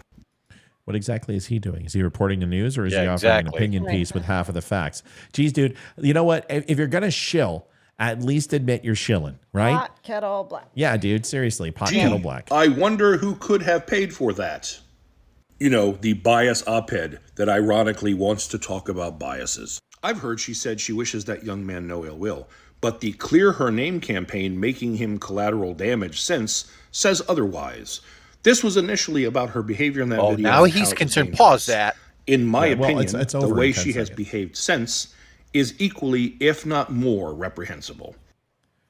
Dude, can I say one thing real quick before Leroy goes off? And I want to give you that opportunity. Trust me. And I think I'm being very fair tonight with the time. Yeah. This whole thing. What it's are you annoying. doing? That's what he's Yeah. doing. The dude with the beard. Fucking sit still. You pay $20,000 for a camera system, and I can't stand those videos. I'm sorry, I've lost my shit. It's like, just what? Now, once you see it, you will never unsee it. I'm going to destroy your time on the internet, and you can thank me later. And yeah, Matt, calm down. No, I'm not going to fucking calm down. It's like at the beginning. I'm going to try not to cuss. I'm going to be a little No. more laid I'm not back. yelling at anybody. One cuss word, right? One cuss word. I'm sorry. All right, I apologize. I got a little upset. But watch his face. But It's when the it Clear zooms Her in Name real fast. campaign making him It's a piece collateral of damage software. since says otherwise. This was initially about her behavior in that video and how it was dangerous. In my opinion, the way she has behaved since is equally, if not more, reprehensible. Oh, I can't stand that auto zoom feature. What are you trying to say? What are you trying to extenuate? Why do you have that stupid app? Just hold the camera still. It doesn't make you anything more special. It doesn't extenuate what you're trying to say. It's a distraction, and it just frustrates me, man. Why do we have to have these stupid gimmicky things like photo filters and all that crap? Just if you're worth anything and your point's valid, just sit there and say your stuff and don't use the gimmicky crap. It just bothers me. All right, who wants to go? Sorry, I flipped out.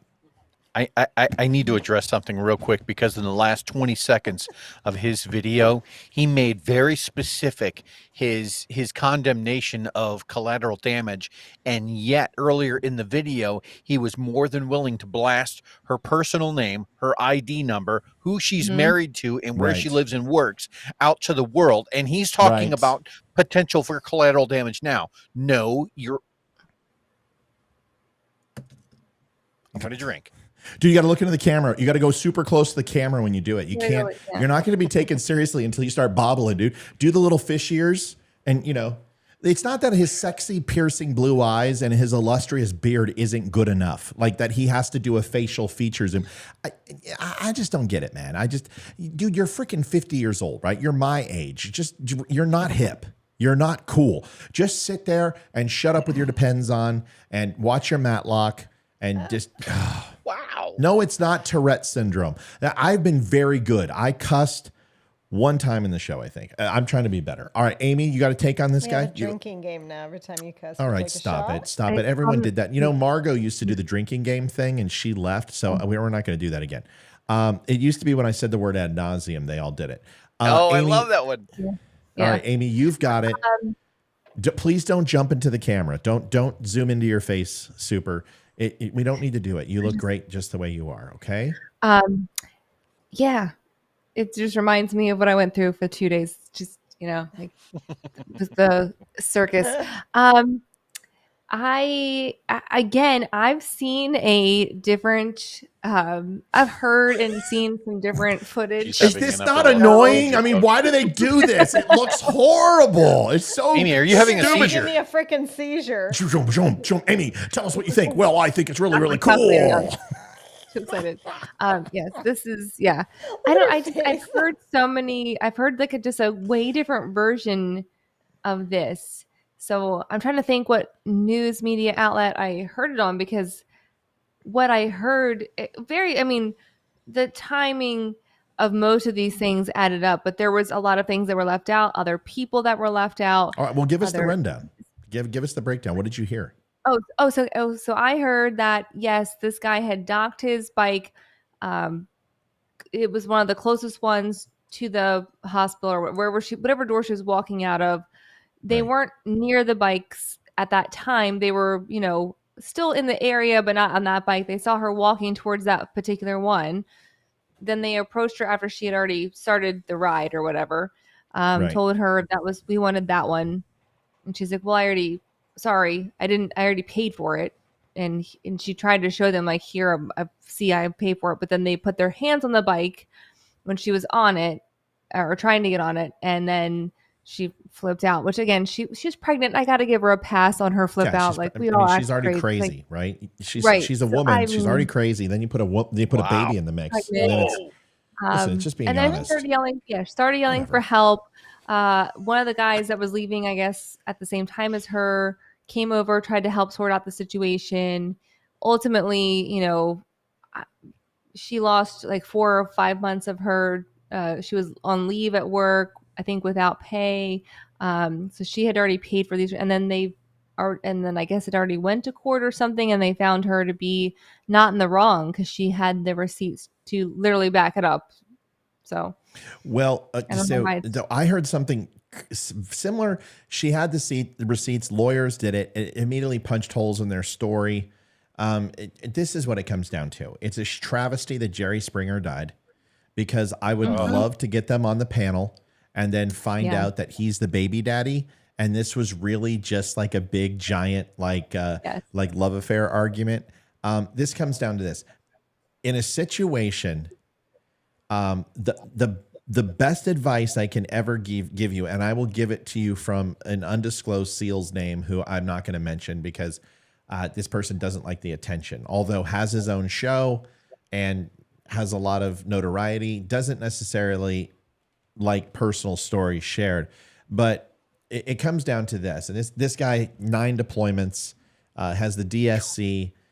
He's a heavy hitter. And when you hear guys go, I was on Team 6, they're full of shit. This guy's DevGuru through and through. He didn't talk about his service. And he'll tell you this. When was this? And I asked him one time, sitting, just sipping whiskey, having a conversation, smoking a cigar. And I just asked him, dude, your fear level. You hear the old adage, once you get shot at, your whole entire perspective on life changes. And there's nothing more honest than that. Once you've been shot at, like, you don't sweat the small shit. And I asked him, I said, you've been through some of the things, you've seen some of the things. What are your thoughts on fear and being scared of situations? And he's like, it's not weighed on fear and being scared anymore. It's, I'm going to go home. And in any situation that I have to fight, I'm going to look for the way to escape. And I'm going to look for the way to run, because one of two things are going to happen. That person's going to die or I'm going to die. In a situation where I'm not going to go home, I have to fight for my life, and I know how to. And the chances are somebody's going to go home in a body bag. And so what I'm going to do is I'm going to run. And if some guy wants to fight me and he stands up and he starts talking trash to me, I'm just going to walk away. If this guy, this is why, and I asked, I said, like, dude, why can't you, or why don't you, when you see phony SEALs and wanna SEALs who are talking about that they've been through BUDS and they, they're in DevGuru and they've got the Congressional Medal of Honor and they were with Richard Marchenko and they killed Osama bin Laden. How do you tolerate it? He goes, dude, because I know if I interact with those people, I'm going to bring dishonor to my unit. I'm going to bring dishonor to the teams, and I'm probably going to go ahead and end that guy. It's just not worth it to me. I know what I've done. I know he didn't do it. I know he's not a part of the teams and he's not a part of the brotherhood. And that's worse than anything that I could do to that guy, because he's insignificant. And it really changed my perspective. And I knew that concealed carry, I was ready for it, because I knew it was a huge responsibility, because at any time it'd be so easy just to pull out a gun and end something that I felt was a threat. And I realized a long time ago that you just go home. And Olivia's asked me a lot, if there's an active shooter, what do I do? And I said, you get in the car and you go home. You don't wait for me. Yep. You go home. That's your job. My job, the reason I carry, is to get you guys home safe. So if you have a chance, you go. The reason I say this is because at any time, those boys or this lady could have de-escalated this situation by walking away. And they both have a high level of responsibility and probability of being both right and wrong at the same time. But none of them are unequivocally correct. Nobody is right in this situation. This is stupid. There's no reason for it. And the only reason that anybody cares about any of this is because it was a white lady and a black man. And that's the only farkin' reason people care. So there's my long reaction. Who else wants to give theirs? And then we can button this up and move on to something else. Can I add I'm something good. to that? Sure. Go ahead, buddy.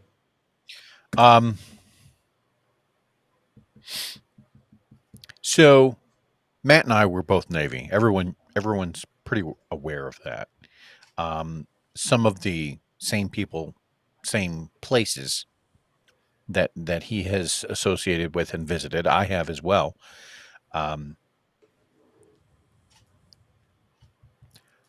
Something that has always been at the forefront of my thought process when dealing with anything like that. And when you get to a certain point in the military and in life, when you get to be on the other side of 50, you kind of realize, look, I am not that young buck that probably would have kicked everyone's ass at one point in my life. I am not that dude anymore. But that being said, I still have a family to take care of. And so, yeah, there's the programs out there like CCW. But something that Jordan Peterson said about the Bible, oddly enough, which was that one of the verses in the Bible talks about the meek inheriting the earth. And he goes back and finds out that the definition that most people associate with being meek is not how it was written. When it was Correct. written at the time, because it was written in Greek, I want to say, that meek meant something along the lines of those who have swords and know how to use them, but choose to keep them sheathed, shall inherit the earth. And that's a very different message. That's one of those messages that basically says, look, the people that are willing to walk away, you need to be very, very cautious of and not pursue them. Because if they are that class of person, and they are the type of person that is like your Dev Guru type person, like what Matt is talking about, and they're walking away from you, it is in your best interest to just leave it the hell alone. So I've thought a lot about that. Yeah. That's all I want to say. There was a time. Anybody else? Liv? Amy? I'm good. All right. Good Yeah, enough. I don't think I can. Yeah. And it's something to think about, right? Because, ultimately we weren't there. So we don't know. But I would tell you this. If I was going to meet Olivia for lunch that day and I walked into that situation, you are damn skippy. I would be in that kid's face and he would be bumped away from her 5 feet. And I would be telling all four of them, this could be the biggest mistake you're about to make. And I don't care how old you are. I don't care what your situation is. I'm going to swipe my card and buy you a new bike. But you're going to get the hell away from my wife or you're not going to walk away. So make your decision. And make the right one. Right. And whether I walk away from that or not, that's different. See, and that's the one caveat to that story, is the gentleman that I was discussing. I said, now, what if it's your wife? And he's like, that's a completely different effing story. And then it's game on and we're getting froggy. Yeah. I'm punching in and I'm going to work. And I said, that's my wife or that's my kid. That's my buddy. That's that's immediately time to call the lawyer because you're going to end up on the wrong side of a prosecution. We're punching the clock and we're going to work. So it's just a different mentality and certainly one that I never earned, but I've accumulated and have over the years. Olivia's seen me. She understands me. She knows my presence. Amy's seen me in public. The way I handle myself, the way I carry myself, I'm always on. I'm always alert. I'm always watching. I'm always ready to make sure I try to get home. And that's always what I do. Anyway, so just something to think about. All right, so it's enough time's gone by. I want to get to Olivia's video because I don't know if we're going to be able to get to all of it. What's great, I love the format because we're on the two stories and we've got some great conversation. And I think this is much better than how we usually communicate. At least it gets all of us in the room and it gives all of us a chance to say something. So before Compliment on the way the new system or whatever the software is that is that highlights someone when Amy's talking. It brings her into the screen. I love that. I just wanted to say that's awesome. Thank you. Yeah, dude. It's listen. It's learning how to be better at what we do, right? And it's not always easy. Sometimes it gets difficult to be consistent in providing a good show. And you learn over the years. I've always wanted to try it this way. I've always wanted to have multiple guests on. Four at a time always seems to be a good balance, because if someone doesn't want to talk, we're not necessarily shutting up. So everyone's got an opinion. Olivia's videos, she did 2 more, and I think it was important enough to bring. I've received a lot of flack. I've been called a homophobe. I've been called a somebody who hates gay people, and I'm full of hate. That Olivia's hateful. That we're Christian evangelical Trump xenophobes and homophobes and transphobes, and I'm like, Such an easy trope, isn't it? Just throw those labels out there and let's see if you can shake off, the stink. This has nothing to do with pride. I will say it right here on the show. I will fervently defend the LGBTQ community and their ability to have pride, their ability to have TV channels, their ability to have sex toys and their own sex shops, their ability to go ahead and have gay nightclubs, to be able to get any type of cakes they want. I am all for it. Good for you. Rock and roll. Get your freak on. I don't care. This has nothing to do with pride. This has to do with you. Listen, LGBTQT plus 2S freaking IA community, you overstepped your fucking bounds. Yeah. When you crossed into our children, you have made a mistake. And your job is not to educate our children about sex, just like it's not my job to take your adopted children in homosexual or lesbian relationships and teach them about Christianity or sex. It's not my job. That's your job. And I respect those boundaries. And you're right. Prayer in school, you may not agree, America, but I don't care. There are too many different religions. There are too many different kids. We are a melting pot America, and we don't have one religion in the United States, just like we don't have one language. Those people are like, you should speak American. Well, guess what? English isn't the official language of America. There isn't one. Right. So I want to make sure people understand is that if you're going to tell Christians that they can't do this and we can't stand up and we can't have American flags, then you can't have the gay pride flag. You can't go ahead and sell our children stuff. You can't do those things. Right. You crossed a line. And now we're going to tell you that you're wrong because we believe in equality. What you want is for us to treat you differently. And that's not going to happen. I'm going to treat you the same way I would treat anybody. You're wrong. I have walked with you. I have marched with you. I have hired you. I love you. I care about you. I have family and friends. I have worked with thousands. Lesbians, gays, bisexuals, and trans people, and you are my people, and I love you, and I go to war for you. But what I will not do is sit here and pretend you're right when you're wrong. So before you come after me and my wife, you might want to consider that I'm an advocate and not try to pigeonhole me and my friends because you don't like what we're saying. And here's the real truth. Most gay and lesbian people agree. Most gay and lesbian people think that this is wrong and it's going too far, and they feel pandered to, and they believe that this is not what they're asking for. They're asking for equality, not asking for favors or asking to be treated differently.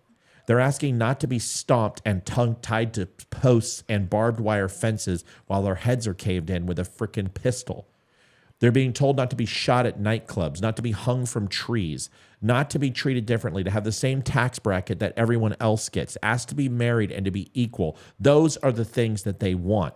They don't want rainbow-colored flags and our children to be sexually mutilated and castrated and chemically altered.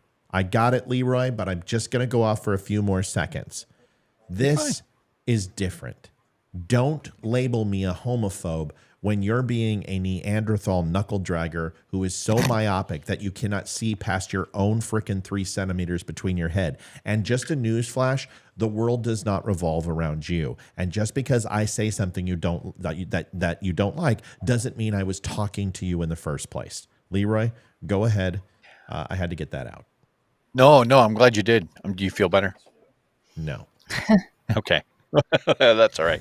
Something I saw the other day that I absolutely wanted to bring to this part of the conversation because it is so relevant is I was reading a book the other day that spoke to sexual arousal. Okay, and one of the parts that was that was addressed was the fact that during the arousal process, there's a certain part of the brain that lights off when you see something that you're like, ha ha ha, I'm going to get some of that, right? And so that part of the brain that was studied had shown that if you are heterosexual, that part of the brain lights off, and that if you are homosexual, that same part of the brain is what lights off. So it's the same neurons. And so to deny that is basically to say, look, we don't want you using that part of your brain. And that's not what we're saying. We are saying you absolutely have every right to do the exact same thing that I do within the privacy of your own home, we hope. But the difference is that part of the brain doesn't develop until past puberty. Donald Trump is sexy. And so everything that Olivia had brought up in the prior show when she went to Target, that is all items that are specifically marketed towards an audience who is trying to indoctrinate a child into that pre-puberty. And that's what we have a problem with. Yeah. Right. Hands down. Ames, did you have something? No, I don't think Liv? so. I just want to watch I mean, I love the original video. I thought it was great. Because I'm behind on everything in the world right now. So I got to watch that one when I had a short break, and I just thought Olivia did a fantastic job. I thought it was well done. And like you said before, she was very diplomatic. There was no sides there. It was just, here are the facts. And I'm assuming she went to the one that I would go to. I refuse to go there. I hate going to Target. Well, she went to the one in Maryland today, so we're going to watch that. Olivia will set us up for it. Oh, snap! Was this the one in Frederick, like Urbana area? But you're gonna find out. We're gonna answer that in just a second. The only other thing that I will say about this whole thing is that when you go ahead and label somebody a homophobe or a transphobe, the conversation is over. Because the one thing is that when I call someone a racist, and I have on this show, there's no more dialogue because that person is banned subsequently seconds later. Because if you demonstrate that you're a racist, I have nothing in common with you. You have no intrinsic value to me. There's nothing I can learn from you that I can't learn from Mein Kampf, and I don't need you in my life. There's nothing I find about you that's interesting. I wouldn't piss on you if you were on fire. You were lower than snake shit, and I have no desire to talk to you. So once you do that, you better ensure that you're right. And if you're not, you should stop immediately. This is not about gay rights. This is not about lesbian rights. Those rights have been long established the moment that you were born and became a human. What we're talking about is two things. The argument that you have no choice. And I will tell you, if you have no choice, then why are you marketing to kids? If it's not based on choice and you're born this way, then those kids are already a part of your team and you don't need to market to them unless they aren't. And if it is a choice, then you are lying to yourself and you are lying to everyone else because that's why you're marketing to kids. So don't sit here and give me this bullshit. The second thing is, if it wasn't choice-based, and yes, there might be genetically dispositions. I can't prove that. Science says that there are, and extra chromosomes and things like. Of course, there's effeminate males. There's masculine females. That is absolutely the truth. But to sit here and say that it's absolutely unequivocally not about choice in any way, shape, or form, and no influence can make that happen, then you must tread very carefully to the LGBTQ community. Who cares about kids? And I know you do. Because if it is influential and it can impact them sexually, and you know it's true now, then you're wielding a power that's dangerous, and you must be careful, and you're not. And that's the problem that we have, okay? So anybody wants to debate me on this, call in the show. It's here. It's available for you. I'm ready for you. I would love to have a conversation with anybody from the community, anybody who's not from the community, or anybody that thinks that I'm full of crap or one of my guest hosts are. Please call us. There's the link. Click it, come on video, and have a conversation. Here's Olivia's video. She's going to set it up for us real quick, and tell us why she decided to do part two. And last thing, one of the viewers had the best comments. They said it should be Mrs. Spear goes to Targenton. As Mr. Smith went great. to Washington. Yeah. I thought that's great. I That's thought awesome. I thought it That was is good. fantastic. That is great. Mrs. Spear goes to Targeton. All right, go ahead, like Olivia. it. Go for it. Okay, so the first video was a Target in Virginia, which is a red state. Well, I was in Maryland yesterday in a suburb outside. Look in the camera. I am. You weren't. Right you there, weren't. You're looking doing at the this. camera. Looking at the floor. Well, it's really hard when you guys are over here. No, but it has That's potential. what she said. It has potential. Smart. It sure was. God, Oh you even my said that a golly. couple times. Don't push Oh, up. boy. Hurry up. Go talk. Jeez. So I was in Maryland yesterday, and I was like, being a blue state, I wonder if they've got different stuff. So I decided to stop into a Target where I was, and that's where you get the Now, video. Maryland is very what? Blue, very liberal, and I was in a suburb Very. outside of Baltimore. Yeah. So we've decided, and I wanted to let everyone know, Olivia came to me last night. She goes, I really had a lot of fun in Target. And I said, well, first of all, we need to get your concealed carry because you're going to make a mistake and get shot. So, but she's going to start going out and she's going to start recording things. So if So there's, if anyone has any ideas, send them to us. right, which I Yeah. think she should go out and talk to, and I know I Amy's just have all a for quick this. question. I Yeah. love it. Wait, were you south of Baltimore or north? North. Oh I golly, I think it was north. like they pronounce it Hereford, like that area, Towson, Hereford. It was west of Towson. Oh, okay. Right. So you can't carry in Maryland. By the way, anyone who tells me not to interrupt Olivia has more. She's more capable of defending herself. She doesn't need you. So Yeah. piss off. She's my partner. She's my wife. And if she has a problem, she'll tell me. And if she doesn't, mind your own fucking business. So I'm not interrupting her. I'm giving her feedback because she gets shy and people want to see her face when she talks. So Mel, why don't you stay up in Canada and have your losing hockey teams and just eat a freaking hamburger that's built into your Bloody Mary? Or drink the Caesars. Yeah, why don't you just drink 5 Caesars and pass out and STFU? I still want Love to you, by find the one way. of those. I know. She sent pictures. Hold on. She sent me one today. It's amazing. It's got giant shrimp and a Bloody Mary. Gross. It's awesome. Look. What? No, it doesn't because I love She shrimp. said it had like hamburgers and shit in it. That's what I was What? saying. Mel knows.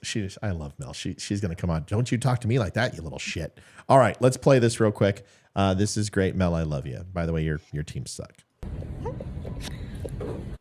Amy says, Olivia just has to flash Matt to shut him up. Well, now that I'm on the camera, I won't do that anymore. No, So you can't. Do not take. take your bra off later, please. All right, let's watch this. So yesterday I was in a Target in Virginia.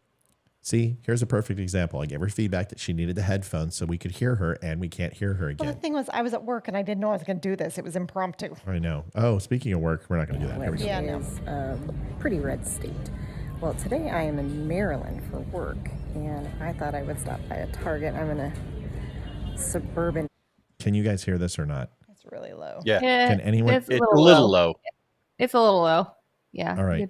So let's just grin and bear it here. area outside of Baltimore, and I just wanted to kind of see how their red section is.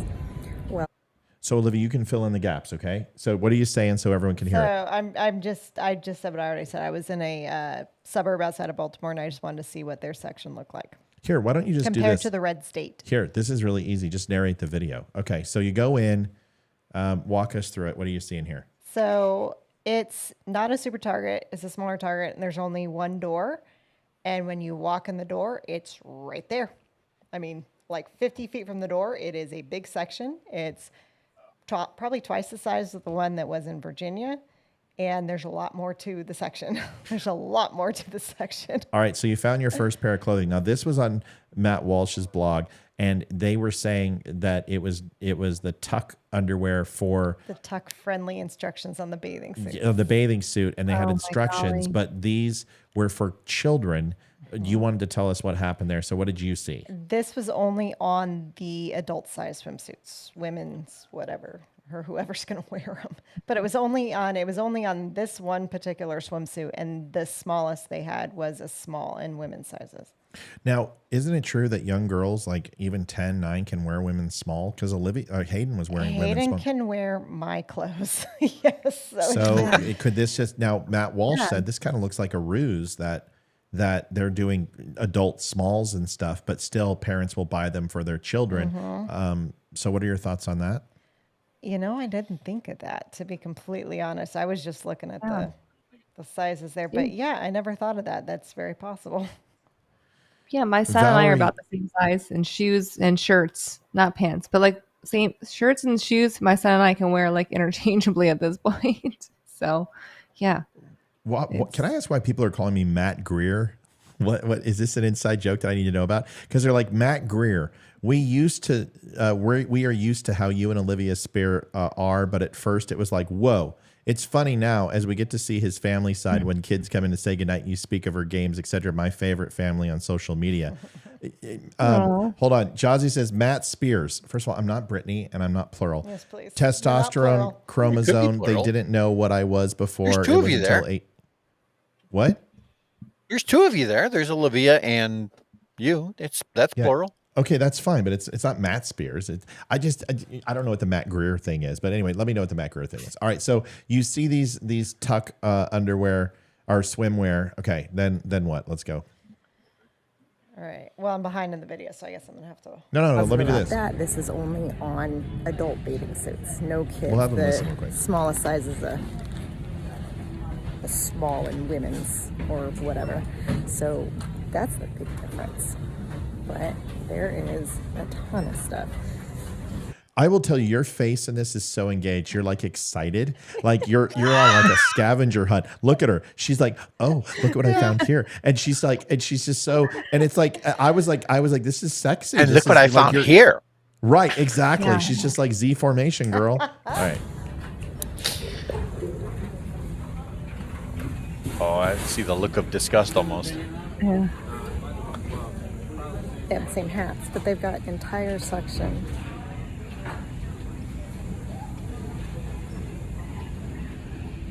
Rugs, cups. My favorite is Your favorite. Oh, a gingerbread house.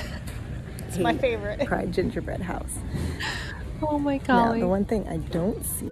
You look like it's like the first time I ever took you to a porn store. You're so intrigued. You're just like, oh my God, what's that thing? God, is that thing That looks 36 like inches in black? Right. It looks like that thing could impale like a bike. So, is it a Louisville Slugger? What's that doing here? Yeah. Oh my Lord. Okay. All right. Am I supposed to root on my toilet with that thing? What the hell? Look at her face. Kid can set. That is the one thing I don't see here. But No kid can, she says. they do have the bodysuits. Newborn size. As well as bibs. Bibs. So, bibs. So, but yeah, it's a little bit bigger of a section today. So, oh, and right in the middle, they have the. I love how you look around to make sure nobody's watching and listening because A lot of people were coming in that section. I'm like, I don't want to offend anyone, so I'm just gonna pause and wait for people to leave. right. Okay. Be Pride for Latins. They've got a. What's pride in Latin? Prido? It was Bien Pride. Bien pride. Yeah. Muy bien pride. It's kind of like Coca-Cola. Quito ergo pride. Quito Happy ergo. pride. Is that Latin?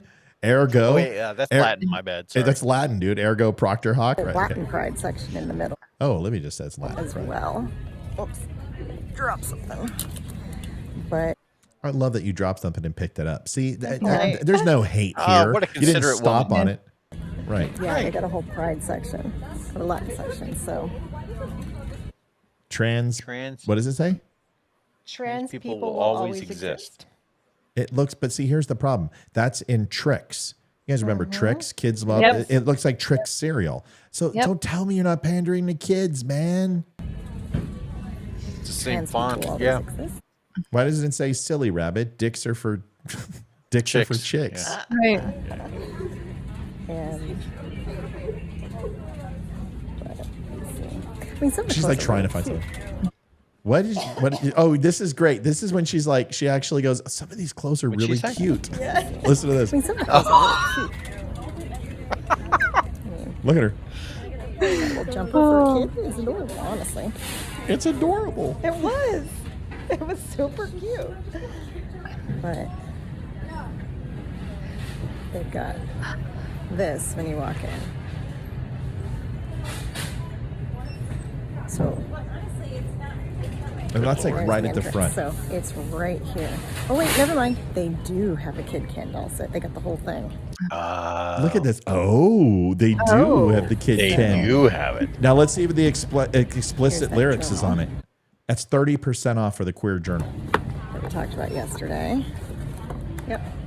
Suggestion. That mannequin So you in know the they're back trying to looks like move it's it got out. It looks like it's got a rainbow They got mohawk. records. Yeah. Now What's it? that's what what I call proud. Proud. It's a record album. Oh yeah, like That's the what I call old proud. 90s They've got albums. Yeah. They have Queer all calendars. year Queer all calendar. year. Oh, See, watch this. I'm gonna do my Christmas shopping early. Sam Smith. Sam. Oh A god. Sam right. Smith half naked calendar. Oh god, it's a record. I want Oh. to barf. I want to barf. I bet when I'm you not flip a fan of I it. bet when you flip it Sexy over to the other AF like side. a Yeah, like when an you flip obese, it over the gay fella. when you flip to the B side, I bet it's his ass. Just his white pimply ass. whoever that is. Oh, that's Sam Smith. Never mind. That's fun. But Look at the parental advisor sticker is still on the product, but it's not on the online stuff. All right. Yeah. The there you go. dollhouse. Now, the big difference with that is the Kid Ken doll set is at the very bottom of the shelf. So right when Did you she come find in, the any straight toddlers section? that are walking, Yeah, but see, it's the Kid Ken doll was staged where, Olivia? The very bottom shelf. So any toddler that walks in is gonna see it. And I say this next in the video that, you know, every Target when you walk into one of the doors has that dollar section, and it's got a bunch of toys and stuff aimed at the kids. It's right across from the dollar toy section. You know, interesting. Benny Johnson went into his local Target today, and there's a Christian group, a man and wife who are very Christian orientated. They have their own housing line and like, you know, tables and chairs and glassware and stemware and all that crap. And it's like a giant canopy that's built into the Target stores because now Target's subletting these channels, and it is right across from them. And Benny's like, these guys know about this stuff. They've approved this stuff. They haven't pulled their sponsorship. And these are supposed pseudo Christians. Go over to Benny's site and look at it. I Yeah. thought it was very well No, done. I know this. I mean, I don't know them personally, but I love their they have a show on Netflix. I forget what it's called, but it's a husband and wife, and they have I think they have isn't like it 3 or 4 kids. Isn't it Magnolia in Texas? No. It's different. So she's like a little blonde girl. I think they live in Utah. I think they live in Utah. I think They she's brunette and he's, I don't know. Oh, It no, doesn't they're matter. But the different point is people. that No, they're okay. very laid into their Christian faith. Yeah. So, and he's like, you know, this is right across. Now, I don't agree with Benny everything. A lot of Christian conservatives are like, this is an abomination. I'm not that Christian conservative. You're not going to get that shit from me. I don't believe in that. I think it's wrong. I think you should leave people alone. I think love is blind, and you should just leave people alone. But on the other hand, they should also leave us alone. So there's a little bit of You both. sound very libertarian. No, I think I'm a constitutionalist. And if your happiness means that you want to have sex with another man or a woman, then more power to you. I don't care. Just leave that shit off my doorstep. I don't want to see it. I don't want to be a part of it. Libertarian, dude. No, it's not. It's a constitutionalist. How is that a libertarian? Hold on a second. I got to switch the screen because now I don't know why you're saying that. What? Tell me why. Well, what I mean by that is that for a long, long time, most of the political parties, the mainstream political parties, were pigeonholed into, look, if you were of a certain Yeah, I know. preference, You can say it, dude. Yeah, say it. I just think if you were of a certain preference, then that you definitely belong to a certain party. Sure. And so when most people from the left would describe anybody from the right, they would say that they were the part of the Christian straight man, That's fair. That's fair. You know what I mean? Yeah, but that's not conservative. So that's a Republican platform, just like Democrat platform, but it's not liberal and conservative identity. See, because when you say libertarian, you're going off the conservative and liberal principles, being libertarian, being in the middle. I mean, and that's ultimately what the scale is. I think you could say is that, Matt, you're not really acting like a Republican. Further to the right, isn't it? Well, it's still a centrist point of view, but yeah, I guess you could say that they would further dabble into the left, but are the right. But ultimately, libertarians are bygones be bygones. That they're even more, I guess you could say, ultra conservative than conservatives would be. But I still believe that libertarians also hold some very liberal views. You can look on their stance on drugs. You can look at their stance on abortion. You can look on their stance on populism and staying nationalist. So there's a lot of things that libertarians, I think, dabble into a lot more progressive and liberal beliefs too. So yeah, a little bit of right, a little bit of left. But I don't consider myself a libertarian. I consider myself a constitutionalist. Liberty is not a political party value. It's a constitutional value. So when you say the right to pursuit of happiness and every single person has the right to achieve that happiness, that's a constitutional value, not a libertarian one. That's just the way I can see get behind it. that. I can see your point. I see where you're coming from. Yeah. Yeah. But it's not that I would be a libertarian, because I think libertarian values, there's a lot of things I agree with libertarian. But there's a lot that I don't. All right, let's finish this up, because this last 30-second video is I'm going to see it. And it is right across the little dollar section where the toys are. So pretty crazy that.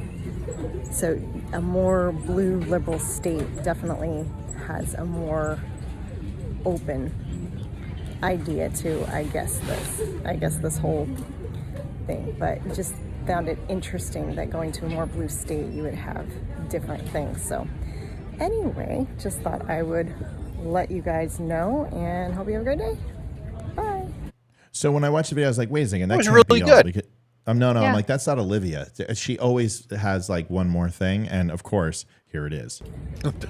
One more thing. They have great Do you hear? One more thing. See, I told you. cards. I did. Look at that. They have greeting cards. Watch. One more thing. They have What is greeting it? cards. Greeting cards. An entire section of greeting cards, because The one in the middle left said queer joy. Yeah. Go back to that. to send greeting cards when somebody's proud. I don't know, but here's. Hey, there's no coffee cup today. And here's the dollar toy section, about 15 feet away. So that's a little scary right there. Okay, anyway, see you later. Bye. And listen, I know my wife, and I will tell you what she loved about that the most is almost getting caught. She like going in and like dun dun dun dun dun dun dun dun dun with a little bit of voyeurism in the middle of it. She's likes to challenge and do things that push the limits. So I forgot I was wearing a Don't Unfriend Me shirt. I should have, pimped the merchandise. Well, it's fine. So your overall feelings on this, now that you've done this 2 times, are what? It's fun. I like it. So what we're thinking is Amy and her getting out. Like Leroy and I want to still go to the abortion clinic and schedule our abortion. Oh, I do. But we should do that. We should get out to the fire department, to police stations, do that type of stuff. And you two should get out there and just do those. I think they're fantastic. We've got mics, we've got lapel mics, and get out there with your phones and start mixing it. I would love to see you guys like we can go to the parade tomorrow and start asking political questions and saying, hey, asking people, who's the vice president? Who's running for office right now? That's what I was thinking when like Jesse Waters, and they would go out there and they'd go to like a college campus and they'd start asking questions. What were the name of the 3 boats Yeah. when they came over, and what Right, year right. was it, and seeing just how dumb people are. But not making it mean and spiteful, but also congratulating people when they get things right. I think that would be a fun thing. So stay tuned. We're gonna start. I know Amy's been asking to do stuff like this, do remotes. I think her and Olivia would be fantastic because I don't have any damn time to do it. Yeah, but we'll do it. And I'm I going- guarantee I think they would people- get hit on. Honestly, I was going to say, I guarantee whoever the people hell would they be would willing ask to talk questions to, us. it'd be like, "Hello," So Well, I get to better go than us. to. I'm going to be in the Virginia part of Assateague tomorrow, and then I'm also going to Virginia Beach tomorrow. So, Nice. yeah, I know it's gonna be long. It's going to be about between all the clients I have in the homes I'm showing between Vienna, McLean, Assateague, and then Virginia Beach. Probably like 10 hours of driving, but I know, right? But I want to go in the Target on the way to Virginia Beach, like near the military bases. Will you do because I something think- else for me? Yeah. Would What's you up? try Walmart? Because I have now heard Yes. that Walmart has an LGBTQ section as well. That's what I just read too. I had Yeah. no idea. I do not go Somebody just shopping. said CVS sells sex toys. So hit up a CVS. So one of you hit up a CVS. Yeah, this is somebody just wrote. Yeah. So hit it up and see what we can find and shit. I mean, this would be fun. I've always wanted to do field reporting. Now we're getting kind of a bigger team. And listen, if any of you viewers, like Amy or anyone else, you guys want to get out there and do stuff like this, I'll put you on. Like Hey, if you Mel, hold on a Mel's second, from hold on. Canada. If you guys want to be Yeah. field reporters, get yourself a camera, would be get good. your little microphone, get a portable mic, and start recording this type of stuff. Go out there, and if you see something that needs to be presented, let us know. This is important. I will put that stuff up. So this can make the show more interesting. It'll make it more interactive, and that's what we want to try to do. All right, it's been a long week. Let's get to one more video, and then if it's okay, we're gonna pop smoke here. If everyone's okay with that. Yeah. Let me pick the one that I want to show. What do I want to show? Choices. Anybody watch the show today? Anyone have a chance? I have not had a chance to watch it. No, I have not. Yeah. You guys should watch it. It's based off of Dude, is the that Kermit the election. Frog in the right there? Yeah, it is. Oh, do you want to know what you want to know what happened? Yes, I'll send it. So send it I'm to a me little real quick, afraid Liv. now. Yes. Send it, Send you Libby. the picture. Hang on. So watch. So okay. So Olivia got. Did you send it? I'm sending it right now. I had to weed through all the other pictures. So Yes, I just sent it. Let's okay. see if it's gonna go. This is pretty funny. Oh, it's hilarious. Okay. So there it is. Hayden had to dissect a frog at school. Oh yeah, I remember those days. So she sends Please it here don't and kill me. she goes, help to Mom and I. And I Photoshop Kermit the Frog and it says, please don't kill me to Hayden in the middle of bold school. move, Dad. Dude, you don't understand. Our kid, like when Hayden says you're paying for my therapy, she ain't kidding. We truly believe in that. Okay. I wanted to Here in a do few words about dissection. Yeah. That was awesome. That was So, good. Yeah, that was really good. Leroy. folks, there's another. I've got hidden have talents, folks. I have. Let me just be honest. I've got so many good videos. I think we're doing some of our best content on our live shows, and it's really hard for me to do my recorded shows now and have singular topics because I really like doing the interactive shows. I mean, I know the viewership is not as strong as it should be, but we're getting our steady following, and when something big happens, I mean, they blow up. But I think we keep doing what we're doing. But it's this type of show, I think, will make it. It's very Tim Pool, right? I mean, and that's the way it should be. And I've always liked Tim's format, and I don't know if we're stealing it because he has so many guests on. But this is something that anyone could join in on. So there's like 3 different stories. So I'm going to let you guys choose. It was going to be the Ukraine and Kremlin, the drone attack, and Zelensky's responsibility in it. The next is a group that is desanctifying Jesus and putting God on the cross and then doing sexual dances and fellatio on Jesus. Jesus. Figure you guys would want to see something that's a little crazy like that. And then Pennsylvania, the homelessness and Democrat policies. So Which one do you guys want to see? Those are the 3 stories that we can do one of them, and then we can always carry some into the weekend. Which story would you like to see most? And even understand we will try to do it as tastefully as possible, but I think all 3 of them are robust conversations that can lead to some education on the topic. So we're going to let you guys vote. So Melanie says the Dodgers. Nobody wants to hear about the Dodgers. Let's move on from there. Nobody cares. Yeah, Mel, we're not talking about things that you sent me. We're talking about one of those 3 things. Thank you.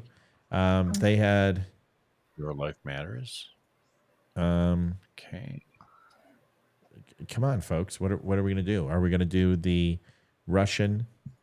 I'm not desecrating Jesus. I'm showing you groups that are doing this, and then we'll obviously segue. Pennsylvania, Philly last. 2 Phillies. Oh, 3 Lee Phillies. Houston says I was in Philly last week. Everyone's saying Pennsylvania. That's what it looks like. Yeah. Let's just Like wait. that, yeah, that would be my vote too, honestly. So Okay. All right. So we're gonna go ahead and do. And here's the cool thing: if there's something you want to see, everybody's saying Pennsylvania. Holy shit! Get me worked up, I swear. Now, but the video of the Jesus thing, that's something that we need to talk about, because Leroy and I were talking a little bit about it, and I believe that the left, there's a hell of Jason. We'll do Russia. I'll do a show on that.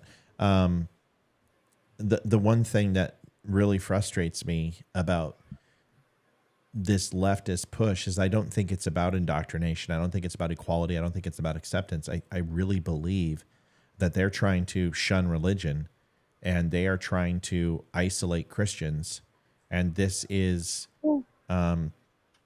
defamation of Christianity and the destruction of the matriarch and patriarch. And I truly believe that, because the only way to replace a society that's prominent in numbers is to marginalize them.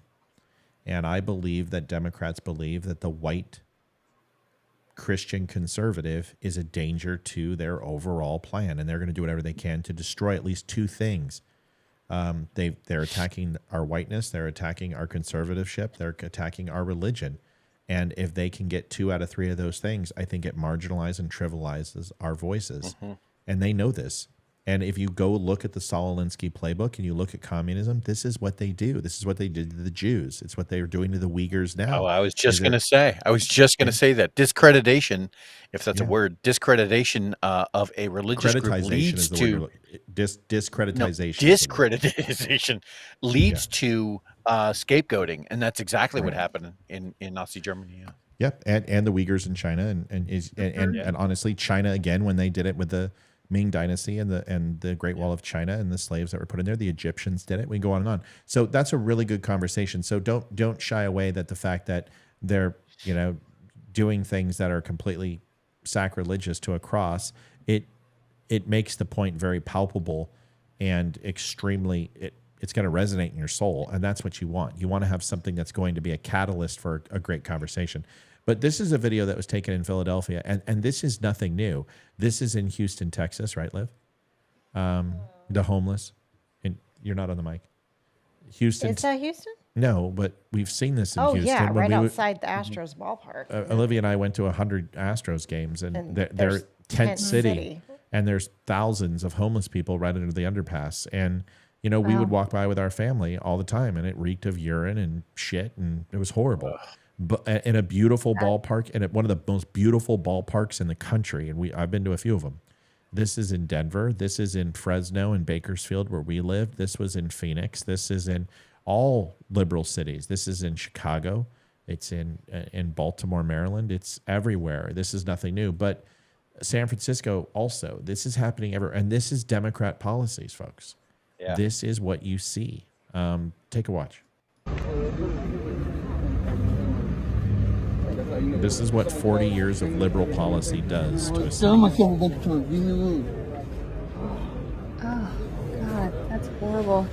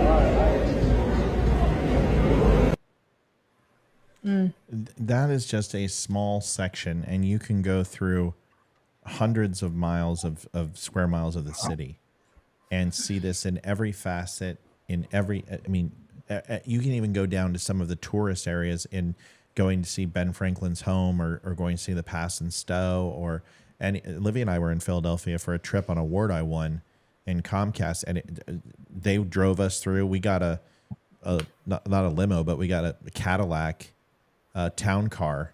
It was a Lincoln town car service that picked us up, and it was, $40,000, but I don't know, it was expensive service, and it was a Black Ties events, and they took us all over, and we got to go up into the new Comcast tower and go all the way up to the, I don't know, 110th floor, whatever it was, and eat off the terrace and see. It was gorgeous, and it was an amazing event. But when we were driving through in that town car, I swear we felt like royalty looking at filthy townfolk and peasants. I mean, I felt dirty and totally. It's a shit city. It really is. I mean, there is no bigger place of a shithole than Philly. Although the history was amazing. Your take on it, Liv? It's sad, and it's sad that it's not just in Philadelphia, that it's all over, that San Francisco is being overrun by the homeless, and that all these cities that are democratically run are looking like this. And it's what the question is, why are there so many homeless people now? That's what I want to know. Why are so many people homeless? I'm going to answer that. Yeah, go ahead. No, I'll go last. Yeah, I want to ask a question because I don't know. I mean, where we live, I can think of one homeless person in Leesburg. I would say he lives in Leesburg, but I guess he's technically homeless, but he's always at the same place, and he's harmless, and he's been there since at least 2009 when I moved to Virginia. So I don't know. We don't have that here. And I did grow up where there was a big homeless population in Maryland. So I'm not completely immune to it, but I've never seen it to this magnitude in real life from my own eyes. And I'm also not familiar with drugs. So it's like, is the city like, I'm not trying to be stupid here, but are they handing out drugs to these people? Like, where is this? Like, where are these people? Like, they're clearly on something. It's really sad to see all these people. What's going on here? Like, there has to be some other issue. Like, this is awful. I'll just to let you just quickly, and then Leroy, there's any given 500,000 people in the United States are homeless. And, I'm sorry, that's not a lot. I hate to say it. There's 332 million people in the United States. You're looking at 0.01% of the population is homeless. Yes, that sucks. Yes, that's too many. But if you want to look at what percentage of the United States has schizophrenia, what percentage of the United States has debilitating mental inacuity, how many people have debilitating mental conditions that they can't work.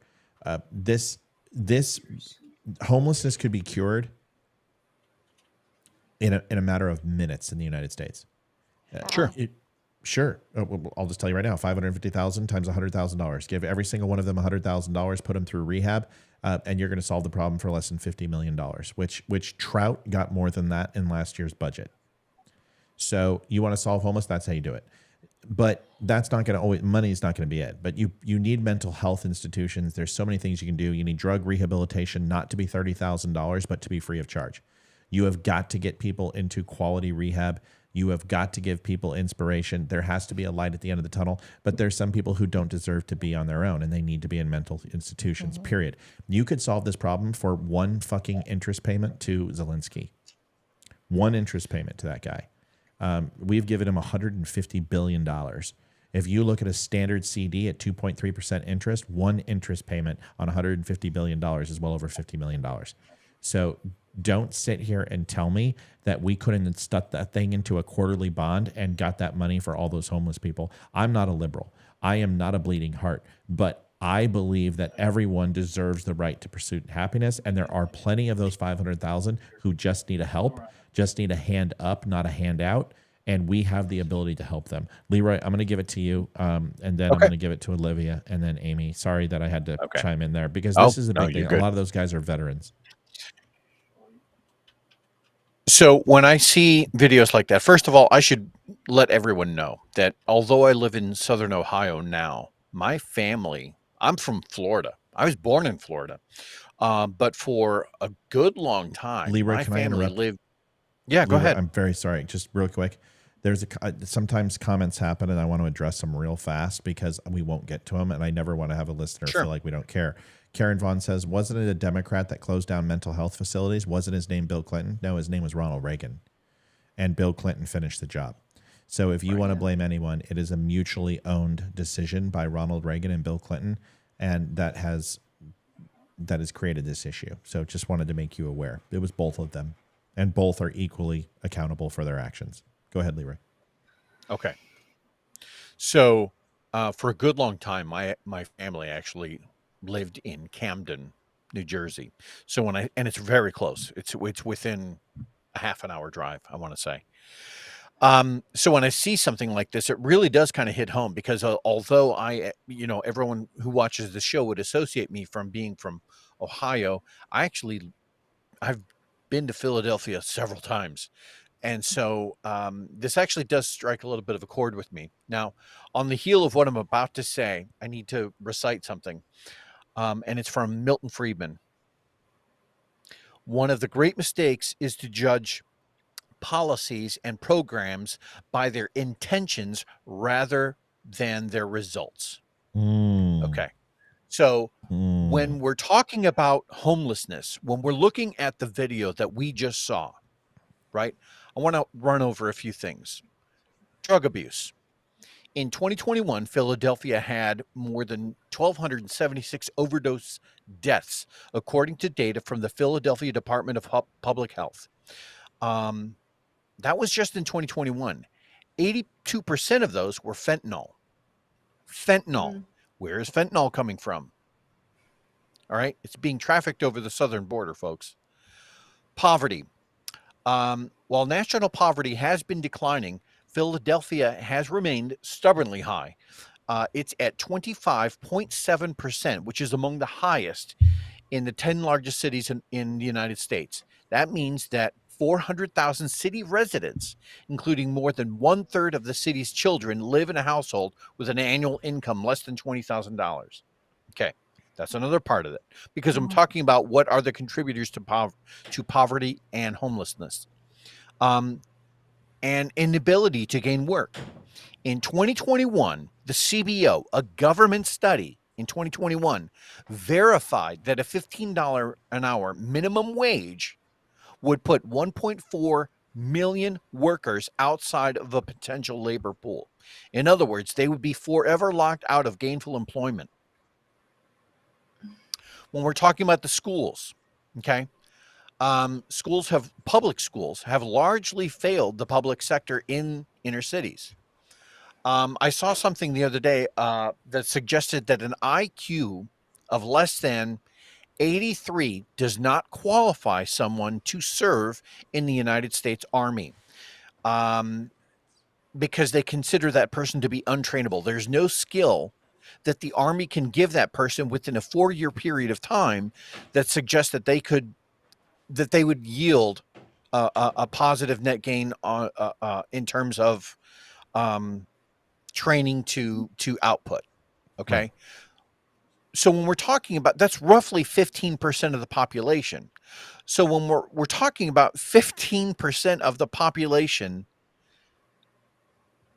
that are victims of a failed school system, okay, all four of those policies, either failed school, a higher minimum wage that locks people out, when we're talking about drug abuse, and when we're talking about poverty in terms of like just red versus blue run cities, those are all failures of blue run programs.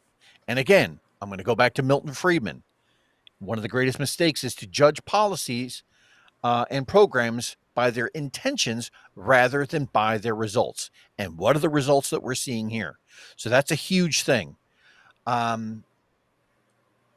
Something else that I wanted to bring up because I lived in that area, folks.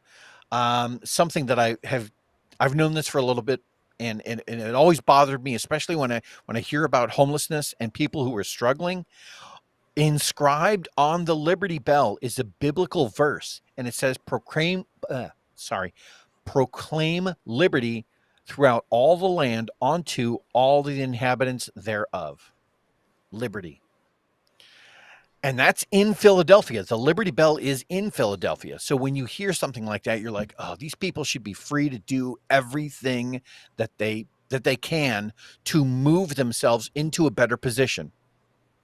And here is largely blue programs that are working against them. Yeah. That's all I had. I don't think there's an easy solution. There's people are like, well, what about people who want to be homeless? Well, I think that's a mental health issue. So if you ask any person, do they want security? I think their answer is yes. And when you say, well, I don't want security. I don't want a home. I don't want this. I don't want that. I think if you ask most people who are sane, they don't want to eat out of garbage cans. They don't want to get hepatitis. They don't want to freeze to death. And when you say, well, there's people who are homeless who want to be homeless. Yeah, there's also people who want to, consider that they're Ronald McDonald and they believe that they're the last lone survivor of Bigfoot. Those people may want to, sow their wilderness oats, but they probably deserve to be in a hospital. Mental health is the key to homelessness.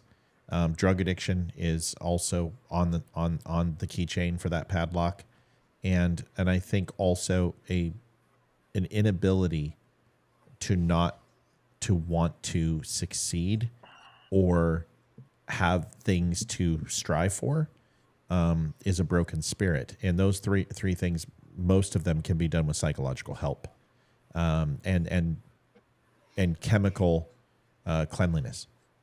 So it's going to take a lot, but it starts with money and it starts with funding and it starts with people wanting to stop accepting these things. The reason why the inner cities accept these things is because nobody cares. And the ones that do care are underfunded, the soup kitchens, the homeless programs that provide. But the last thing is there's nowhere to put them. And when there's nowhere to put them, you put them in the most innocuous place possible.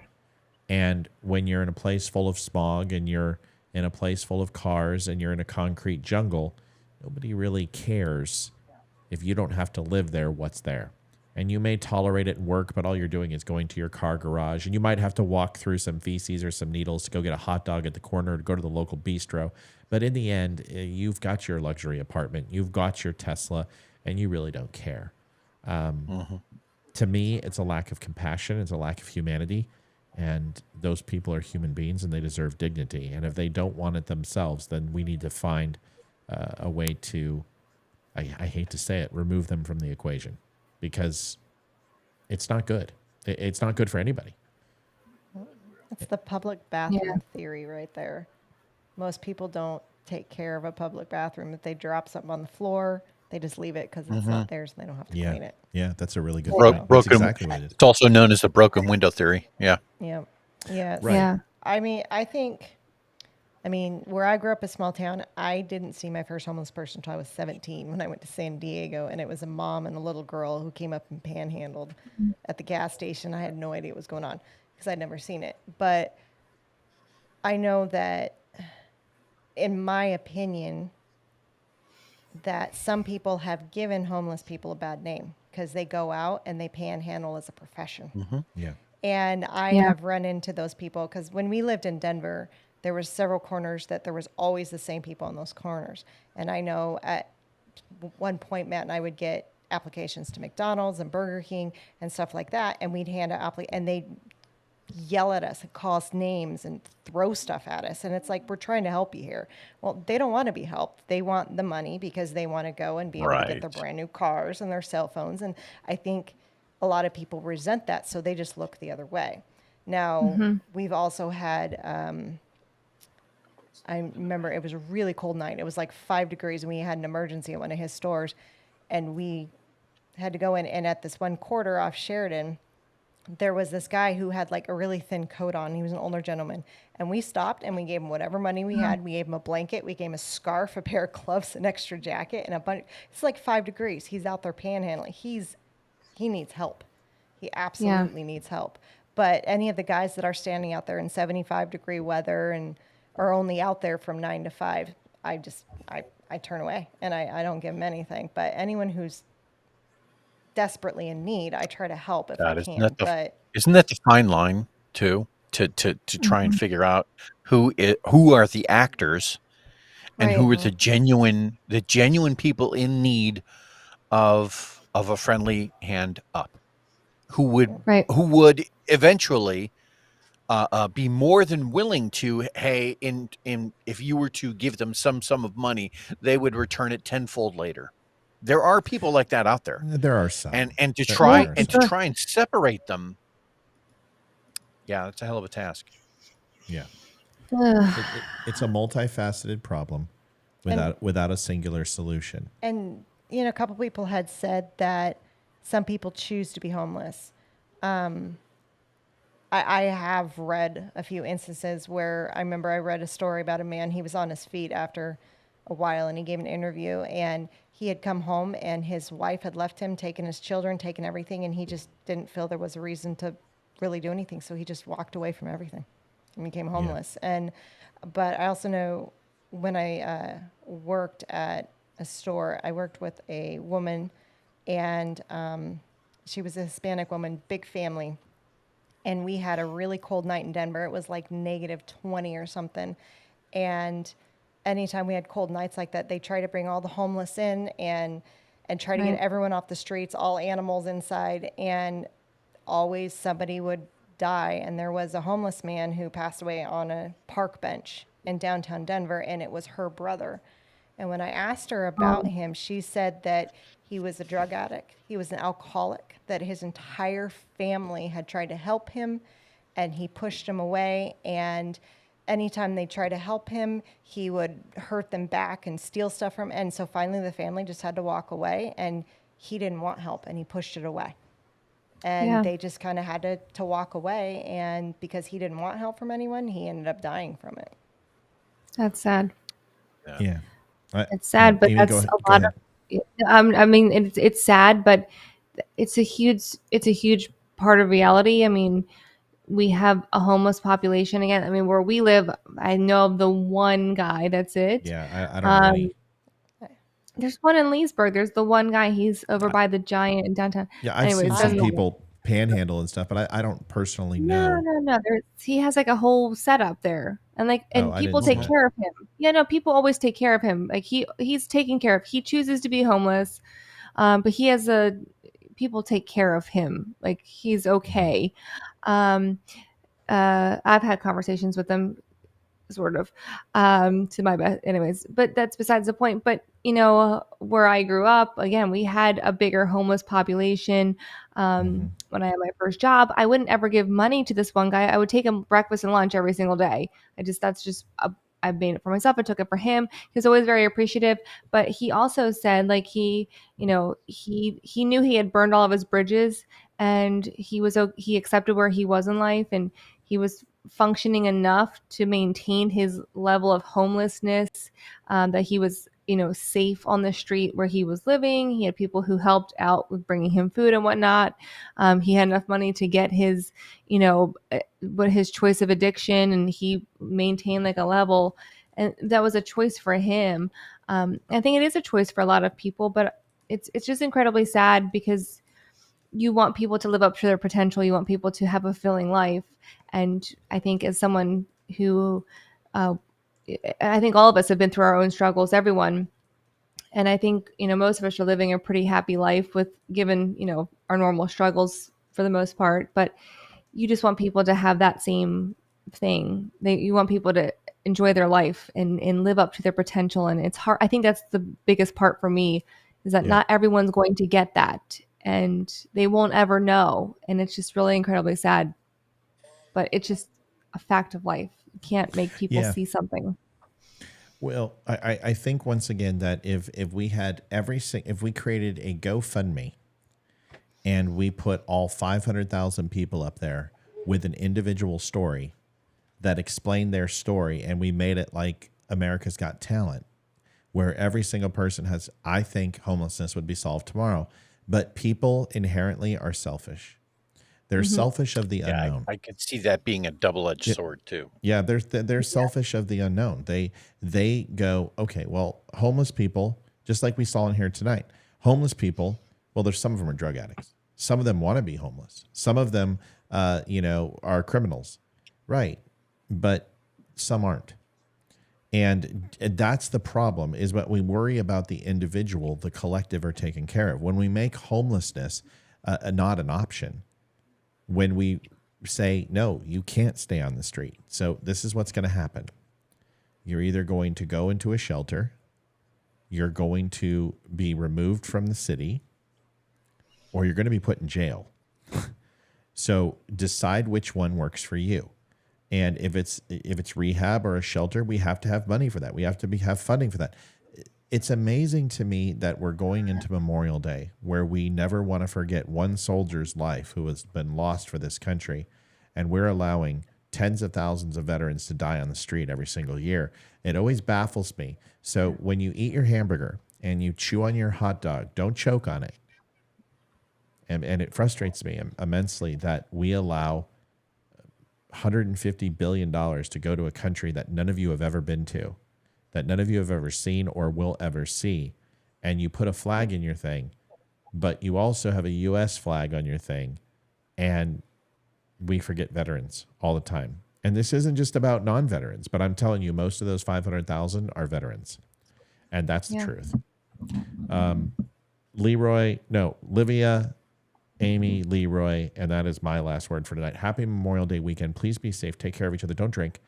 Allow the guests to get through their final comments. And I appreciate we had so many on tonight. I think we had 175 north with Rumble and everybody else. That's good to see on a Friday. It's nice to see that this format was so popular. We will continue it. And this is the way I think the show should always be. And I get tied up with the trolls sometimes, but I think it's better to take the comments where people really want to interact and leave the knuckleheads alone. Olivia, Amy, then Leroy, and we'll call it a night. So, Olivia, go. All right. Thanks for joining us. Thanks for the support on the videos. And that's about it. My allergies are killing me, and my eyes feel like there's sandpaper in them, so I'm ready to go take my contact off. Is it because they're dry? Yes. Oh, because the fan. I also actually wore eyeshadow, and I think my eyes don't like me wearing makeup. I also had to tell you a couple times tonight a few things, so I'm sure that. Oh yeah, totally. Just slap you around a little bit. So, all right, Amy, it's your show. Thank you. Cool. I just want to say I already thanked you guys because I've been kind of missing regularly, and I've been failing to just do anything normal. So I just want to say thank you to you guys again, and to all of our people who watch and are so supportive and just giving me grace and patience. And that's, I just appreciate the grace that's been extended to me so much lately. So that's it. We love you, kiddo. We love you very much. Yeah, I love you guys. Yeah. Very, very much. I'm glad everything's working out. Debbie said, Matt, you were so chill tonight. That was on purpose. I said I was going to be. I think I had an epiphany, and I'll just be quick. I went through some old Paul Harvey, and I went through some old Rush Limbaugh, and I went through some Rogan, and I saw a bunch of different, and Bill Maher, and I recognized one thing is I don't need to be frustrated to be impactful. So I hope that lasts, because it's nice not running this myself. It's nice kind of letting go and letting everyone just having a forum. And I think I had to get Olivia on here. I Yeah. wanted her on here. I've always wanted Olivia on here.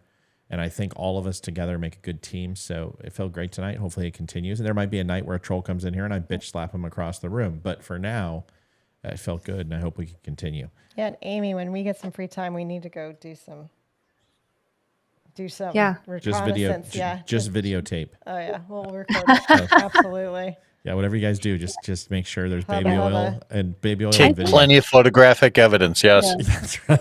No, I think With I think multiple I need to angles. have like a celebration of some sort because everyone's like, we need to go celebrate this win, and I'm like, I can't Yes. celebrate with all of y'all. I will become an addict. So I think I just need to have like one collective, just like a celebration at some point. People to want to just- dump. They want a centralized location to bring the dummies together. And I'm thinking about Yeah. how we do that. I don't know what that looks like, but you know what? We would have to. A dummy convention. I really think David Keener is like the answer to that. At It least needs right to now. be a cause. It needs to be a cause. Yeah, Like I mean, he's I want us to get together Like and build do a home or something. Or go Yeah. and go to like a Wounded Warrior house and Yeah. paint or keep up or just whatever, man. Do a food drive or something Yeah. fun that we can get together and do it. That long conversation, but something we can do. Yeah. Or the new Gold Star Memorial. I know that's they're Yeah. they're trying to build so many. Like if we could help with one of those and go to that location as dummies, that'd be a great thing too. I love those. Yeah. So just a And thought. quickly, there's nothing wrong with getting animated. It's not that I'm not going to get animated. I will, but when you let go, it's amazing when you trust other people.